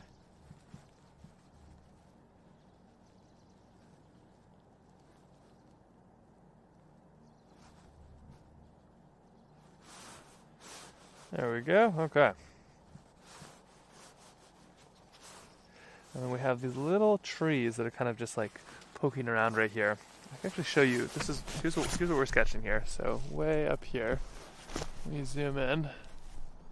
It's not these mountains, but it's these ones right there. Right there.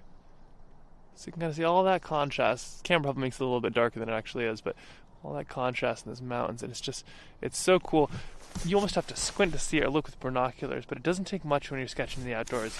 You just see these beautiful little glimpses of something, and they just stick with you. And the beauty about sketching is you can actually capture that. So here we go, a little bit of this. We're just going to add a little bit in the way of some of those lower trees, which are a bit more blurred out, and that's alright. We're just going to let those do what they're going to do. A couple up here. Oh, that's real blurry. That's fine. That'll work just fine. Just adding a little bit texture.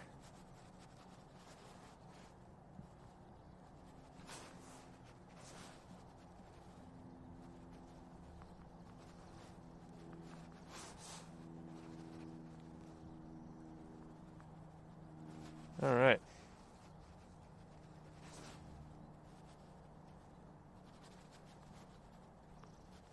There you have it. And a little bit more of that gin just to pull those down before we add those final trees in. This is a very quick sketch. It's simple, but it's lovely because it's quick and it's so cold outside. I don't know if I can do too much complex stuff. Okay, a little bit right down here.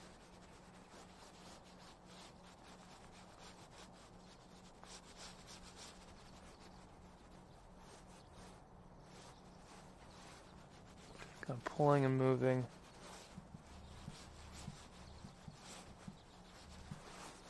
There we are. Okay. And then we'll have just a few more trees, because there's just a couple kind of big ones that sort of stood out right there. Maybe there's sort of one or two down here as well, but we'll just add a couple of these. There we are. And let this blue mountains kind of in the distance really shine through.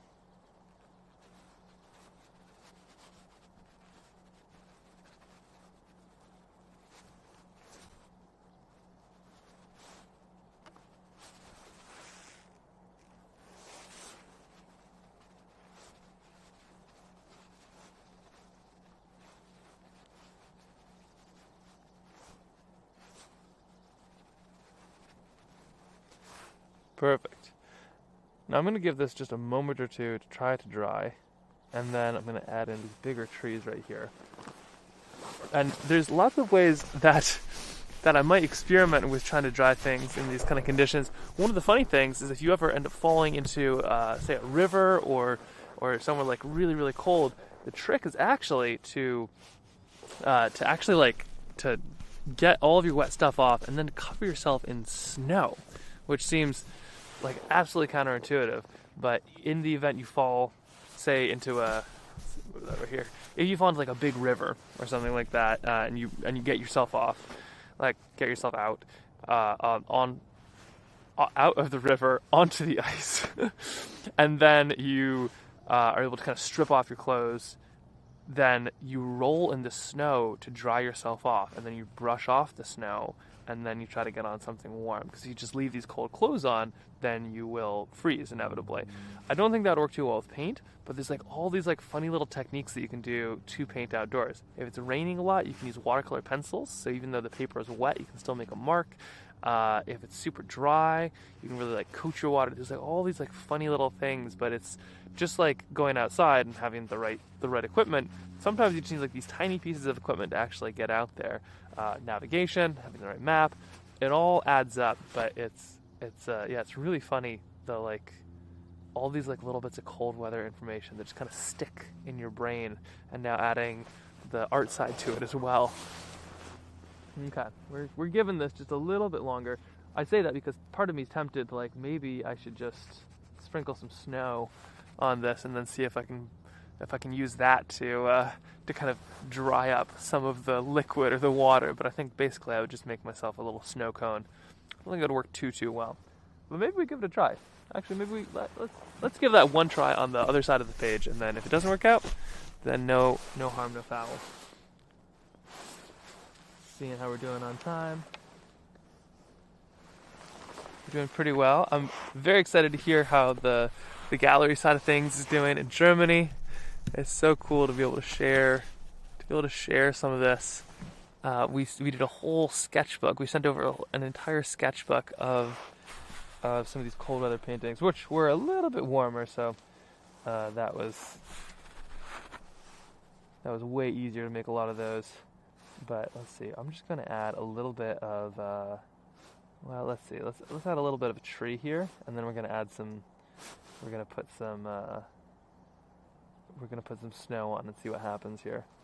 So I'm just adding a little bit of a tree, just like this. I'm not going to put those middle sections in quite yet. I'm just looking out and seeing what I can see. And we're just adding just some little touches of these trees that are just blossoming forward. And then in just a second, we're going to dip some snow onto this just to see what happens.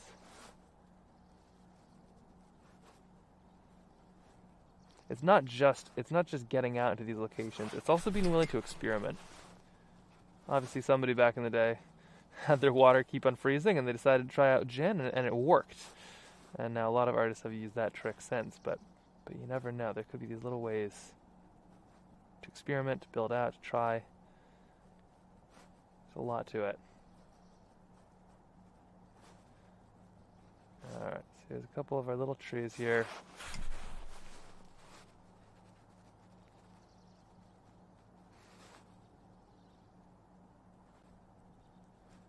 And we will be adding some of those little branches here in just a second, but not quite yet.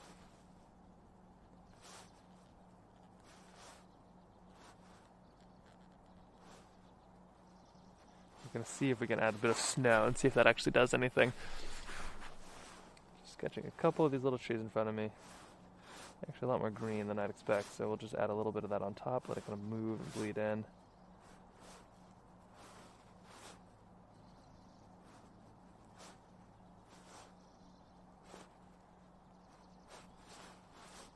Alright, and I love the way it's just kind of moving, and zoom in so you can actually see there. See this? It's just the way it moves. There's something beautiful to painting outside, because it does the unexpected.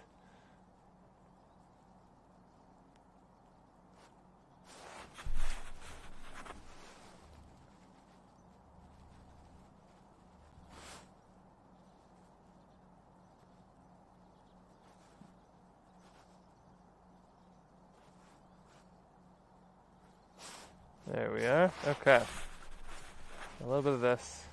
Now, what happens when you put some snow on it?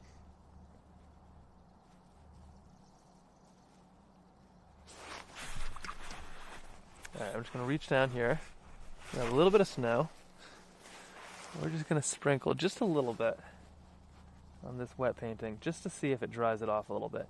This is an effective way to, at least when you're stuck in a cold river, to get yourself a little bit more dry. Although at that point you're kind of just trying to stay alive.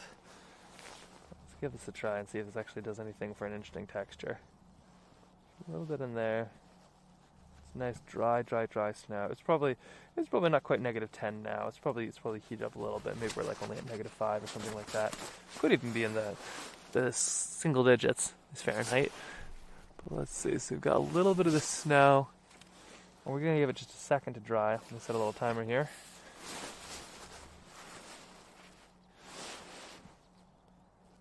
There we are. Okay. It's been set. And then once that gets going, we're just gonna brush that off, or at least see if we can kind of blow that snow off and see if that makes any kind of a difference. Now over here too, we have this whole sketch, and we're kind of waiting just a little bit. You can kind of see the shininess is what is still wet, and the whole thing is still just a little bit too wet to be able to add those dark trees that are the last ones before this sketch is done.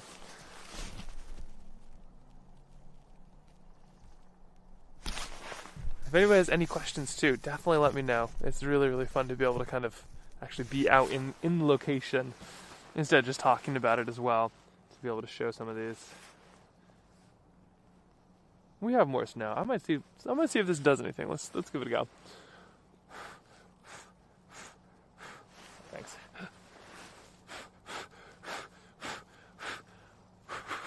All right. Good news and bad news. The good news is we don't have to put any more snow on. The bad news is just like very much just stuck on there. So we'll see.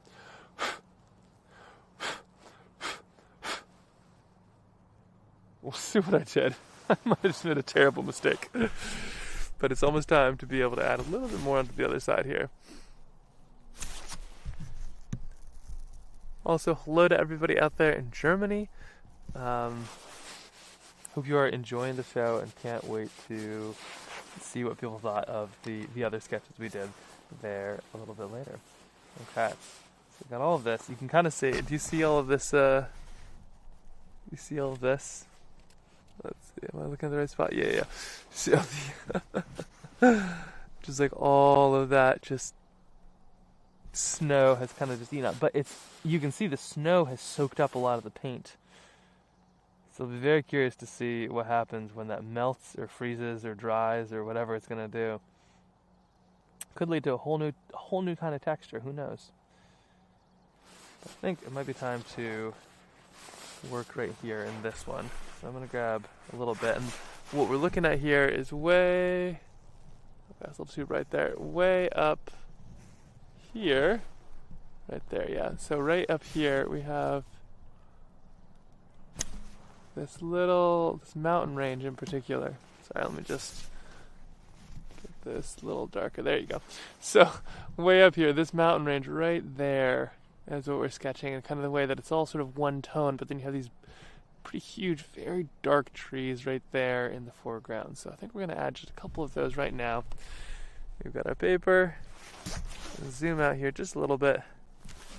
Let's add in a little bit of color to those trees. We'll give it a go.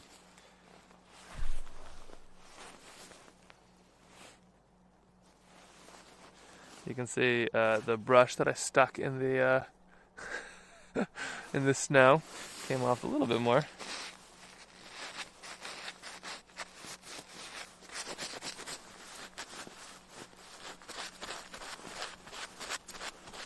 At least there must be some heat going on, at least in my hands. Some heat left. Okay, so we're going to sketch right here. So we've got kind of the loose shape of our mountains. Now it's just a matter of adding some of these little trees to the mix. So we're going to come in here, just a little bit of really the darkest stuff that we can find. We're adding a little, about 2/3 gin, 1/3 water mixture. Just seeing if we can pull up some indigo or some moon glow. And we're just going to be adding a little bit into, let me zoom out so you can kind of see it.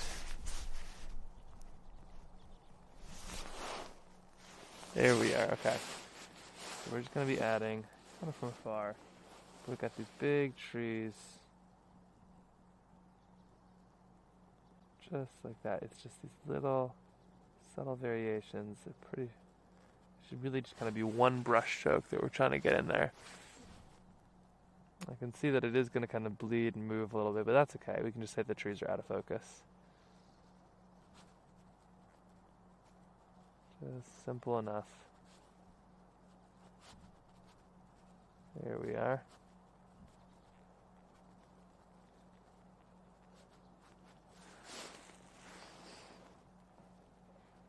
Slowly come into life.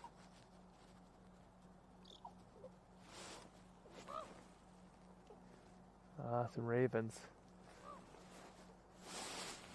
Here you can kind of see. Where'd they go here? There they are. A couple ravens just taking the commute to work.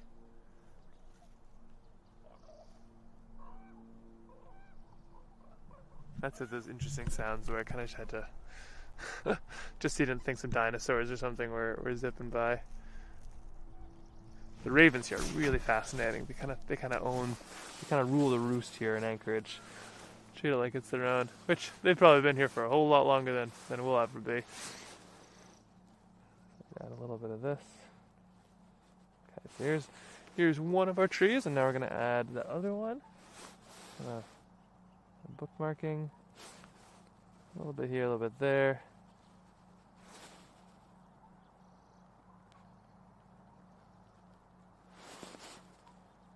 There we are. A few pieces here.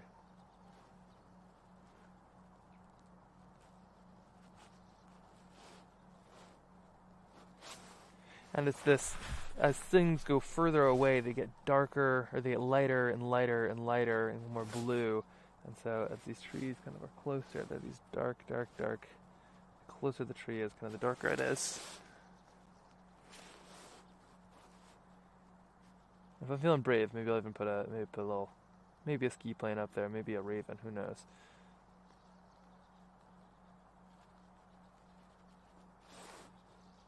One more right here.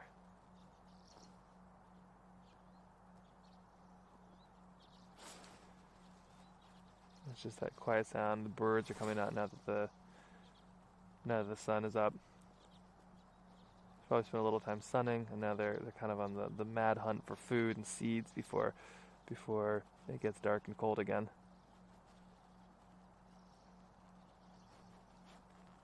As cold as I am, they are living in this stuff.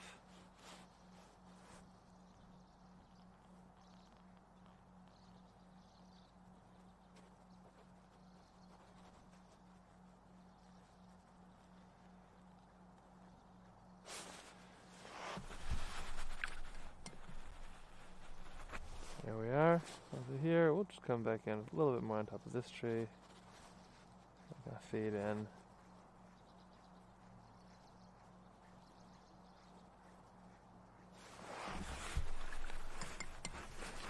There we go.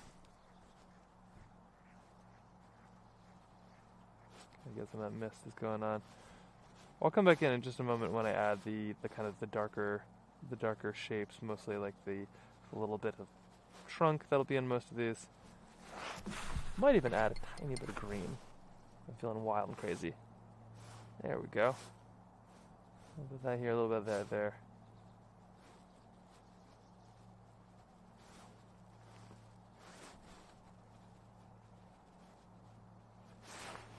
There we are.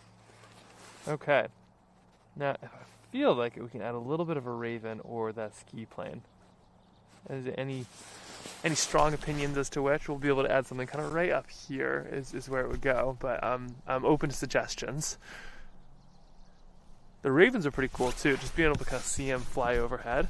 I love the way they play, especially when they're kind of together. They sort of roll and move. It's just this really, really beautiful thing. So hard to kind of ski. Lots of love for ravens. Okay, it sounds like we're going to be doing a raven here.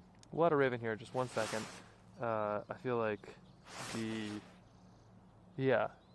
like it's just what I think of when I see Anchorage. It's always like a raven somewhere.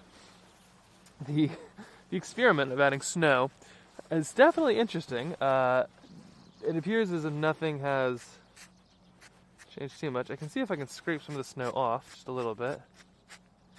Maybe it's more dry. Or else it might just be scraping off the actual paint. Yeah, we'll see what happens. It's ongoing, you know? Alright. A little bit of this.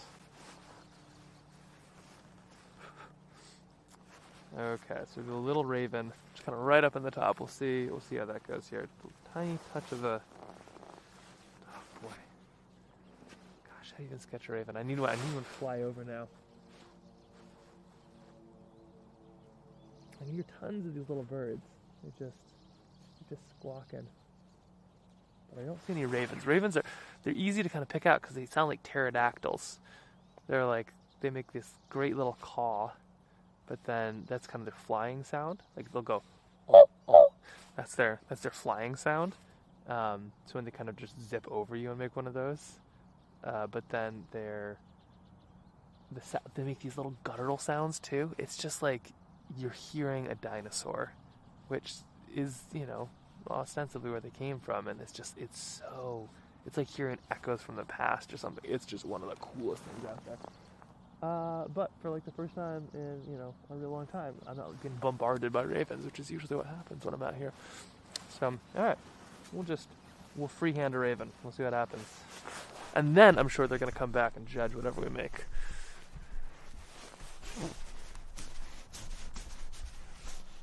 Oh, I heard one.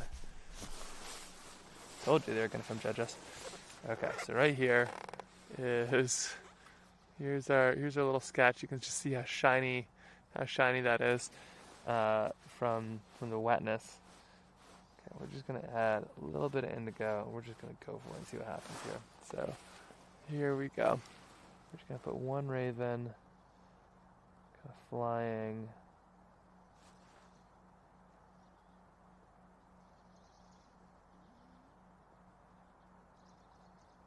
head right there. And then of course we have to add that other raven that's chasing, because they always seem to be... I'm not going to do any of the wild acrobatics. If they're not going to show up, I'm not going to sketch it, but there we go. A little bit of something, just to kind of give that kind of full big picture. And then of course we have just a couple more little pieces to add, a little bit in that trunk area.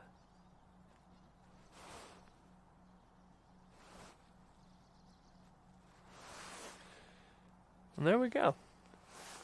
Just a real quick sketch, but just the little pieces of this landscape are so beautiful when you kind of zoom in a little bit with the magnifying glass. I mean, honestly, like any of these spots are just amazing. Even the spots like right in front of me, but that's pretty far away, but you can kind of see, there we go. That's that little sketch, and just the way that those mountains come to life, even as just one color, is just so, I don't know, I find it so interesting. It's almost like more poetic than if you could just see every single rock and tree. We'll see what happens with this. Here's the experiment gone wrong. What happens when you put snow on a landscape painting? But even when you look closely, like here, let me zoom in here just for a little bit for you. Even when you look closely on something like this, look at that little. Oh, let's see, where am I going here? Yeah, like right there. Do you see that little tree? Right there. Zoom any more on it? Oh yeah, we can zoom. We got lots more zoom. That little tree. Even that little tiny tree. Just like, there's something so wonderful in this landscape where it's like, even the tiny little tree, just making it happen. It's like everything is a reflection of the bigger pieces, which I kind of love. Should we paint that? I feel like we should paint that. I think we've got room. I feel like this is kind of a pine tree page. Let's paint it. Let's give it a go.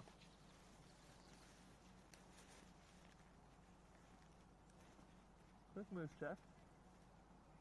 I'm not seeing any, so we should be fine. And let's paint that tiny little pine tree. This one I'm not even going to use any pen. We're just going to paint directly on the page, and we're going to kind of give it a go. Let's see how this works. Step one, make some room. Scooted that out of the way. So we're going to be painting right onto this right here. Zoom in so you can see. Alright. Step two is going to be make it a bit darker.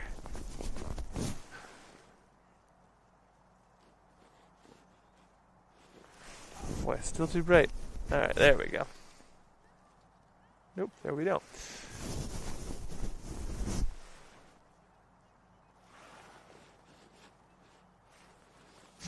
Okay, so right here, to paint that little tiny pine tree, all we need to do is, it should be kind of 3 colors here. So the first color is we're going to add our little pine boughs. So here's just grabbing some green, which seems to be doing quite well in this temperature. If you've noticed, like the green has no trouble being able to be picked up, which is interesting because everything else green in this temperature seems to be suffering. I'm going to add just a little bit of this pine bough, and it's going to be just adding these little, oh boy, too dark.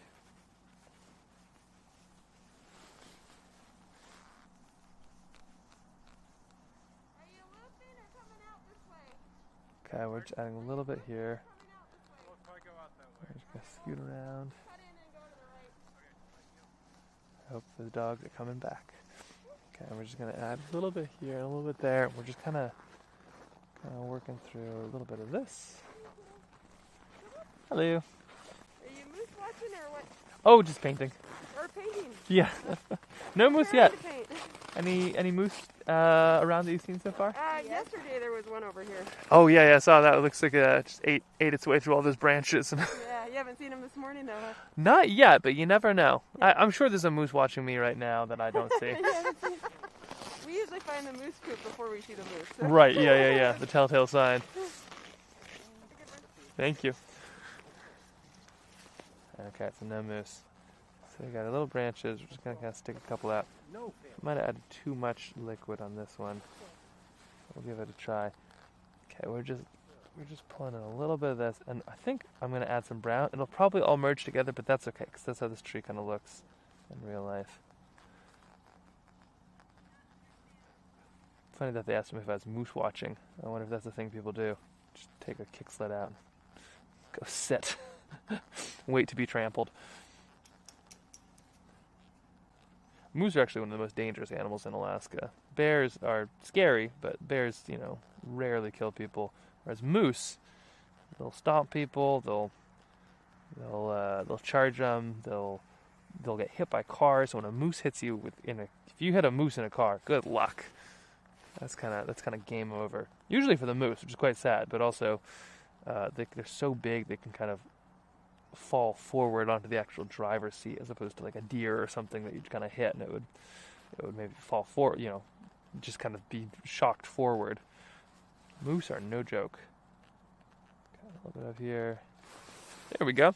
So we got a little tiny tree. Now the next step, I'm going to add some brown because I can see its little trunk there, but it's kind of brown and green and it all kind of works together. So we'll see if I can pick up any of this even.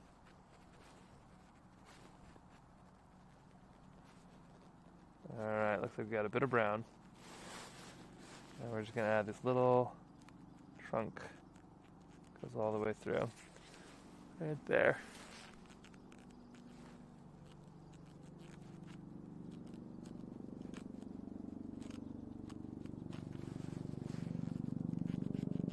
Okay, and then right down here, where it connects to the base, that's where we get this wonderful little hummock.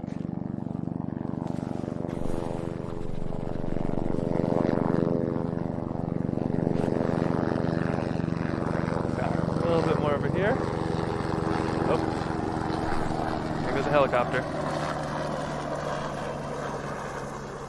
Anchorage is kind of all about air travel. This is even in the wilderness. You see a lot of kind of travel to and from. This is one of the bigger hubs, sort of access to Alaska. But it's amazing. Like we're still very much in the wild. But then it's so easy to kind of get even further out there. Okay, so we have our little bit, and it's just kind of sticking right above the edge, and then there's this big kind of loop that goes down, almost like this. So we're just adding one of those right now. A little bit of snow just around, but it's simple. We're not trying to kind of capture too much, but I just love. I mean, it's everything around you in the winter. It has like a little bit of magic if you just stop and look. But obviously, a lot of people don't stop and look because their watch will freeze, or they'll freeze, their paint will freeze, or whatever it is. And this is what's so magical for me about these moments, just being able to kind of see them. Okay, so we got this right here.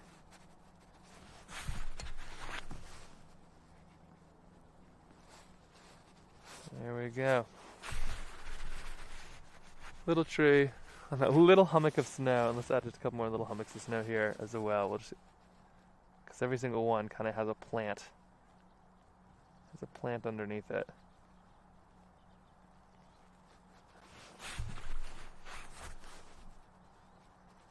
There we are. They don't have a cute little pine tree though, so we're going to add a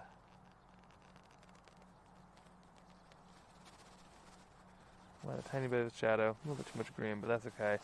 And then over here, we're going to add these little tiny branches that just kind of stick out.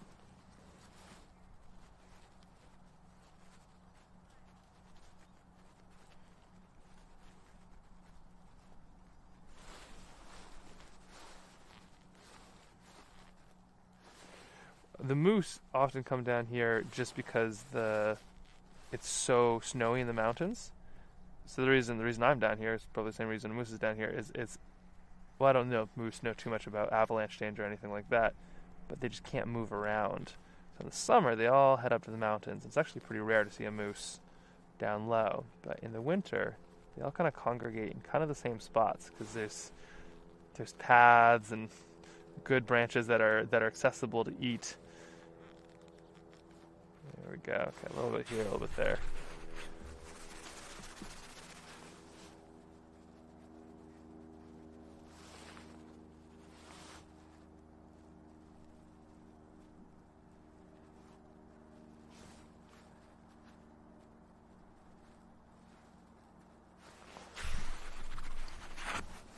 Okay, just a little bit more on the side. A couple more hummocks. And there we go. How fun is that? It's just like these tiny little moments. I just love them so much. If I want, I could always come back in with something slightly darker, just to kind of spruce stuff up, pardon the pun. But just adding a little bit of, just kind of a side branch here that's a bit darker. Or just kind of following up on one side. That can kind of just give a bit more texture. There we go. Just a little something like that.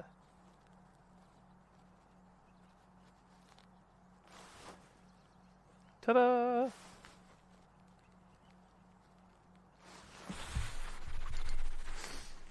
All right. Well, there's all these pieces. And if I look here, it looks like this one didn't get too hazy. So we'll take that as a win. All right. So we got just a couple more pages, perhaps, or I could even paint through on that last page. But if anybody has any questions or anything like that, please let me know. Or if you have any suggestions of something that I haven't painted that's not a moose, I might take just a little bit more of a look here, just to see. Sometimes they kind of scoot down this little side valley. If there's a moose, we will paint a moose. But otherwise, feel free. Pretty little tree. It's hard to beat, you know. I'm just gonna walk right down here. I'm gonna go see if I can find myself a moose. I'll let you know. I'll grab the binoculars here. But otherwise, if there's no moose, I might slowly start packing up here. It is getting a touch warmer, which is always how it works, you know. You get out here and it's just frozen, and then the sun comes up, and by the time you leave, it's warm, which is when it would be great to paint. So we'll see if there's a moose. Otherwise, if it's not a moose, we'll try to get one more sketch in, and then head right on back.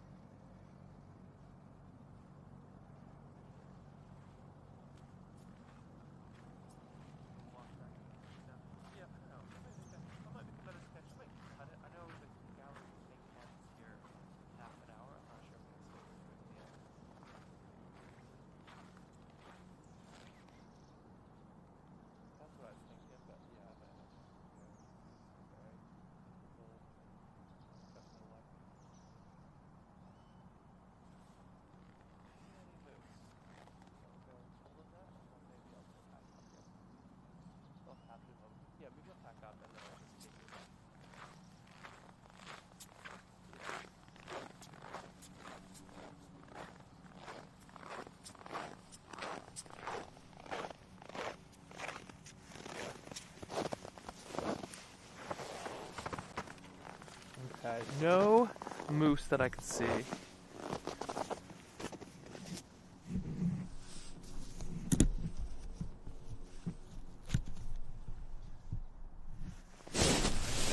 see. So here's what we're dealing with. Here's our our little bit there. I think where I'm at is I am frozen enough where I might start to pack up a little bit. I've still got kick sled back. I'll see if I can actually bring us on the kick sled. Might be a little bit shaky, but I'll see what I can do. Could be kind of a cool way to do it. See if I can bring us on the kick sled and actually take you back with me on some of these trails. But it is gorgeous right now. I'll see. I might just even leave this here. We'll go see if we can see much. But this is, there's something so wonderful. Let me show you again. There's just something so wonderful about, like, it makes me so happy, you know? Just like the little pile of sketch stuff in the snow with a gin stood right on the side here. I'll take this photo of this. This is too good not to. One of those. Okay, and now, do we make one more sketch, or do we go and search some of these things? I just love this little water situation going on down here. You see this? Oh, it's just so interesting. I think we'll try one more little tiny sketch. We'll give it one go, and then pack up and head right back. Brr, brr, brr.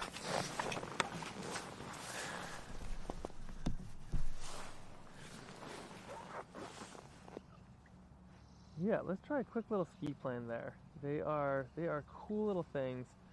I don't see any right now, but we have this sheet of paper from. I'm afraid to close anything because of what could happen. So here's like our original sketch that we made.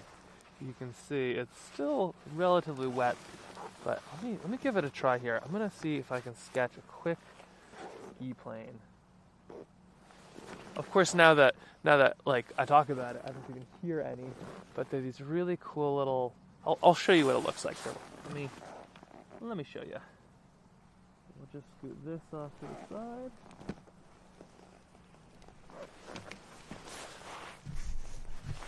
Okay, so this is what a ski plane looks like. And if I see one, I'm just gonna hop up and try quickly show you. We might need some real finger dexterity to get this one.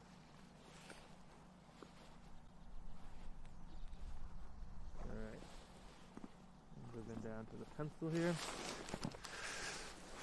These are great. These little pencils that you can, mechanical pencils, but you can switch out the leads. Okay, so ski plane. Let's talk ski planes. So basically, they're a plane. So we'll add our wings. A lot of them are not young. A lot of the planes, people are compared to like cars, which are all, you know, if you don't have a 2026 car, like, or even trying, ski planes or planes are all about 30, 40, sometimes 50 years old, but they're just meticulously maintained.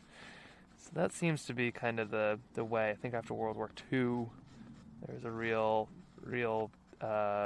just flying was just like such a hot commodity in Alaska. That's how a lot of Alaska got kind of access.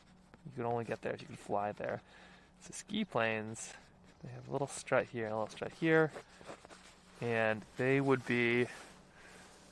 Let's see, I hear something coming. If I see a plane, we'll jump up and see if we can capture it. But a ski plane is going to be something like this. They have their tail. Here's a quick plane. Let's see here if we can capture. This might just be a normal plane, a boring plane.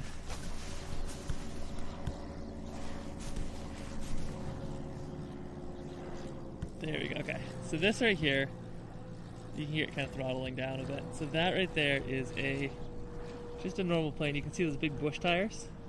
Those aren't bush tires. Those are normal tires. And so that plane is what you call a tripod, as opposed to a three-legged dog. It is here's another, maybe. And so these planes the tripods have like these three 3 legs, and so ski plane. No, the tripod had like 3 legs, 3 kind of like tripod. Whereas most planes in Alaska are what you call a tail dragger. Tripods are like common all over the place. These small little planes. A tail dragger is where the back of bald eagles. Yeah, a couple bald eagles flying there, kind of below the trees. The back of a tail dragger has like 1 wheel basically on the tail, and then 2 kind of 2 big front ones, because you're going to land on like some pretty hardcore stuff. Whereas tripods are meant for more, like paved runways. Alaska, not a lot of those compared to the rest of the world. So you have a lot more tail draggers, which you don't have a lot in the rest of the world because they're just harder to maneuver and navigate. So this is, let's see, I'll just try to, I'm not a pilot. I do not work on planes, so this is very much out of my comfort zone, but like it's cool enough that we're going to figure it out. Okay, so here we go. We're just going to quickly sketch. So we've got our wings here. Wings are going to go back there. And then we got our little flaps. And then we got this. So this right, I'm going to sketch you a, so this is going to be a tail dragger. So they just have one little kind of wheel back here that just kind of like basically just props them up when it's ready. I believe it have a ski on it too. And so this right here is our plane. And when, there you go, big prop right there. And so when it's a ski plane, it would have skis right here. So they kind of have wheels, but then they just attach skis to them, and then these planes would land on glaciers and in snow. Anywhere in these mountains now that have just these huge amounts of this dump of snow. It's a pretty cool thing. Okay, we'll put a couple of doors in here. We'll put the cockpit somewhere up there. There we go. So we got something like this. Here's our loose plane. You can kind of see it there. Now let's add a little bit of some slightly dark pencil to it. And then let's fill this thing in here. So this one's a race against time. We're going to see how long these hands last. How can I do this here so you can see? Is that better? That's a little better, isn't it? Okay, so we've got our right here. There you are. And talk about kind of precision. You have to really kind of know your way around Alaska to be capturing this. So we're just going to quickly sketch out a little bit of this.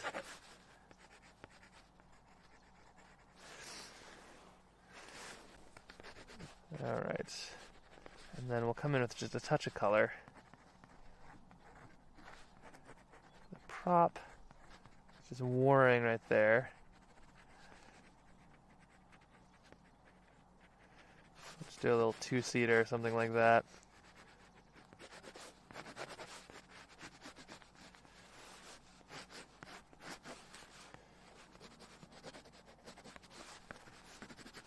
There we go. Okay, so very loose.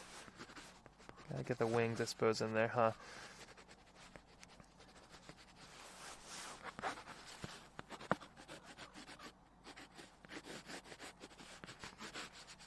Tail sign or something like that. There we go. So that's kind of what a ski plane looks like right there. And then all it takes is just adding a little bit of color. And maybe we put a couple mountains below here, something like this. This is on the scrap sheet of paper, but no such thing as scrap sheet of paper in art, but also in the woods. There we go. So we got a little bit of this, and then by simply adding the sky, we should be able to kind of bring that to life. Let's give this a try. And I'm going to place this here. I'm just going to move the camera so you can see. I'll just move this all up. And let's see if I can just drop that right here. There we are. How's that look?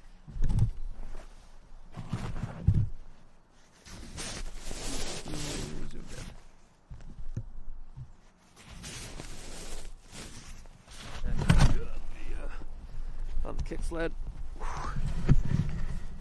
Once again, if you have any questions, anything like that, we are looking at the chat.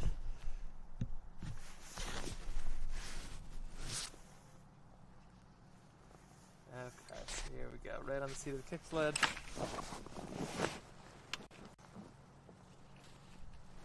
We'll just paint in a real quick plane here.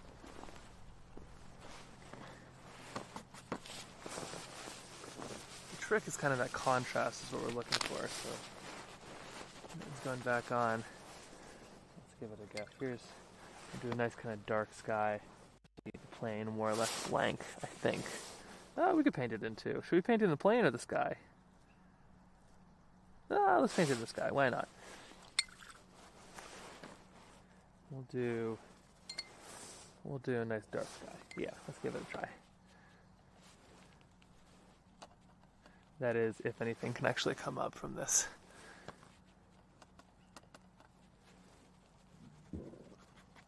Alright, really quick, we're just sketching one of these planes.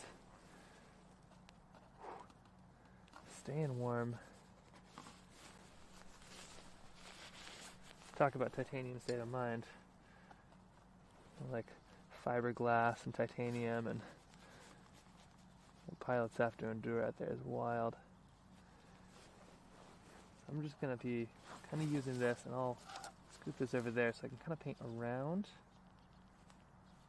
And this is just a really, really fast technique for sketching, kind of sketching the shape of something. So you're kind of just sketching everything that's not there.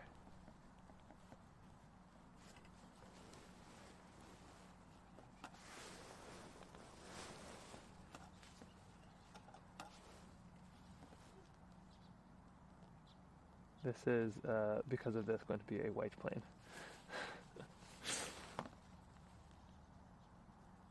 I'll scoot here just in a second so you can actually see what I'm doing.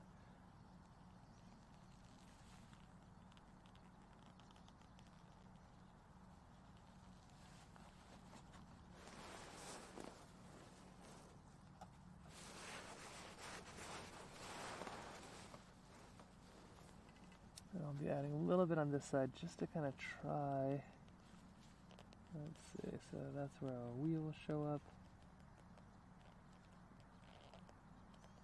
It's real delicate. This is kind of a test of mittens as well.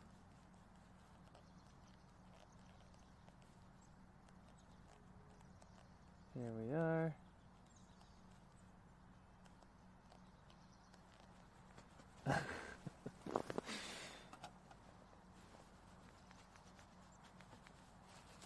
Okay, so adding a little bit there.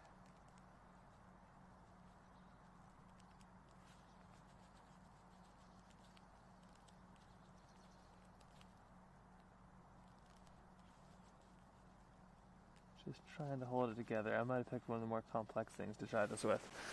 But you can kind of see, it's almost like you're carving out a plane from all of this.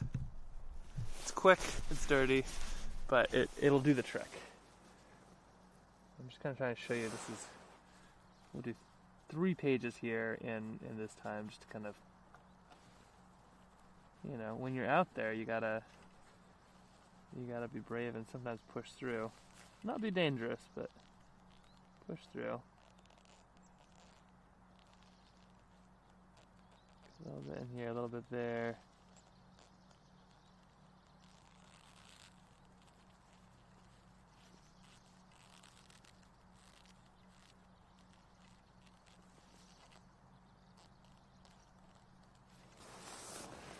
There we go.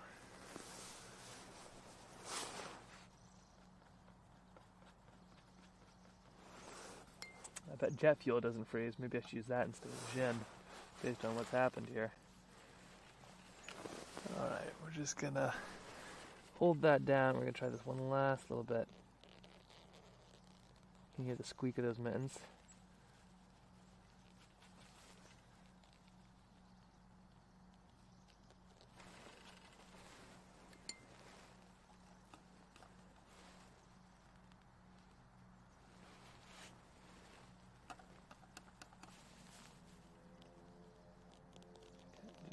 just a little bit of this. And we're so close.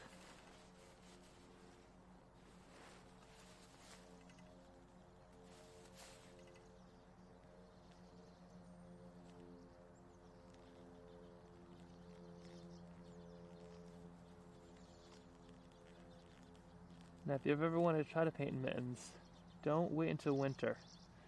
This is an activity you can do any time of the year. Great practice. It'll make painting without mittens feel a million times easier. It's a little bit like when the martial artists would, like, you know, use arm weights or something. If you can paint a plane with mittens, you can do anything. Okay, a little bit in here. There we go, and just add those struts, and then once again we have that little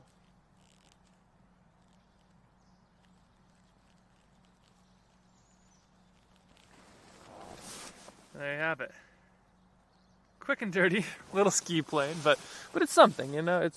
It's a fun way to kind of capture that, and let's just add maybe a bit of those windows in here, just to kind of show.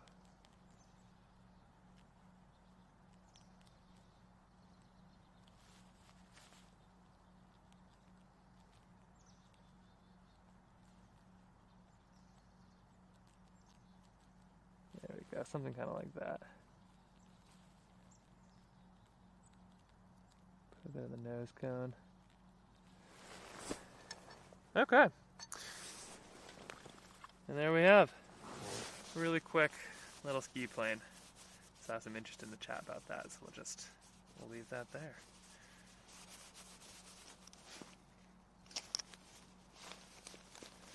I think where I'm at is I'm probably gonna have to zip here. It has been so fun to be able to capture a bunch of this. Just this right over here. Capture the putting away of stuff.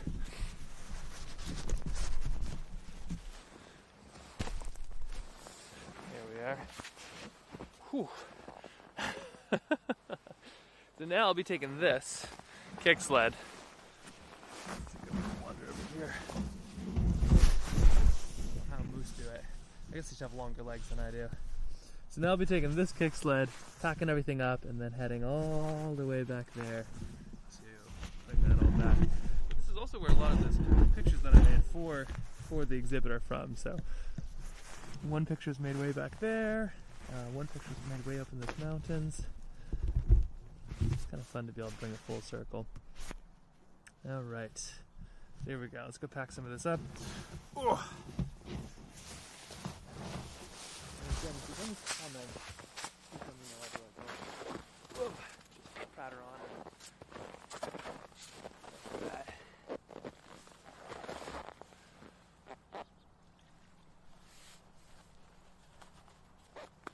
Gotta pack up the gin, bring that home. Probably still drinkable, but not in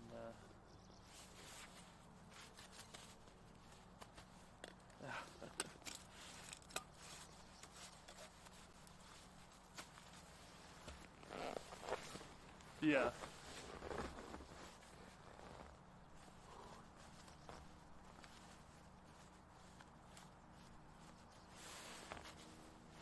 Oh yeah. All right. We have just a few things here. And I'll just say, oh yeah. And if anybody has any comments, please let us know now. Jen can pass them through the ears, otherwise I can check them. But I'll be taking the show on the road, or on the trail here very shortly, as I head back to try to warm up the fingers. Yeah, Jen, if you wanted to zip out then, and then you wanted to afterwards, you want to raid people here just before I head out.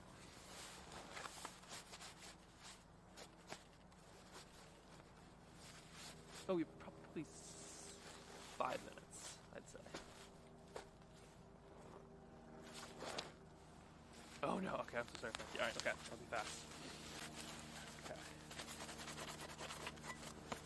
Actually, why don't raid people, and then I'll take some photos of all of this.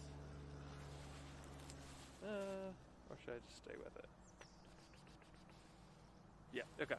Sorry. Quick photo and then, but if anybody has any questions too, please send those through the chat. We're packing up to zip back. It is cold. But let's see, I can show you here are our sketches so far. One of the most important things is to take a photo of your sketch before packing it up, because it's a real chance that none of these actually make it back. But we have the plain sketch. This one really kind of fuzzed out a little bit, which is fascinating what it did there in the cold. So I'll just take a quick photo of both of these, checking our time. We have 5 minutes here before I need to head back, and then we'll pack them right up. Whoa.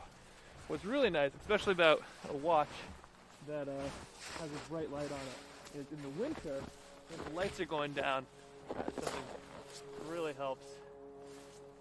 Those last little bits of light.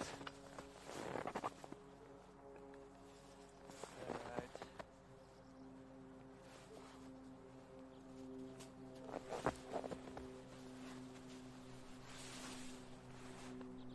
Oh, perfect. So I'll say goodbye to YouTube and then we'll rate. Oh, here we go.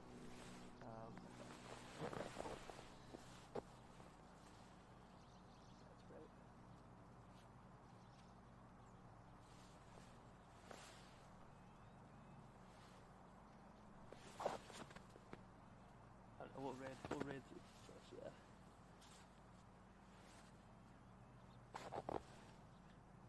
Perfect.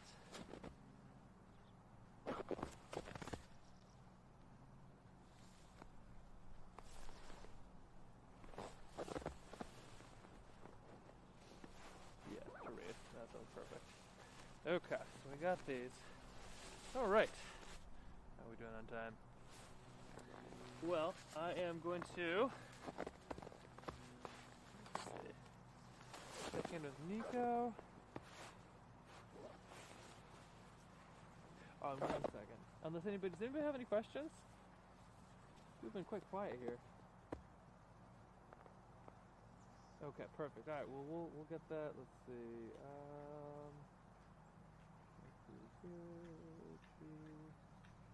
Actually, then you can. Don't disconnect it, I will just disconnect the camera and it will go to the frozen screen, which would be a perfect thing to like end on. Yes, that sounds great. Yeah, if you want to read the stretch and then I'll say goodbye. Okay, alright. Let's see, hold on. This way, bud. Hold on. No, this way. Alright. Oh, nice dog. Hey, this way, bud. Come on. Yeah, let me know when it's all rated, then I'll say goodbye. No. YouTube. I'm fine. Perfect.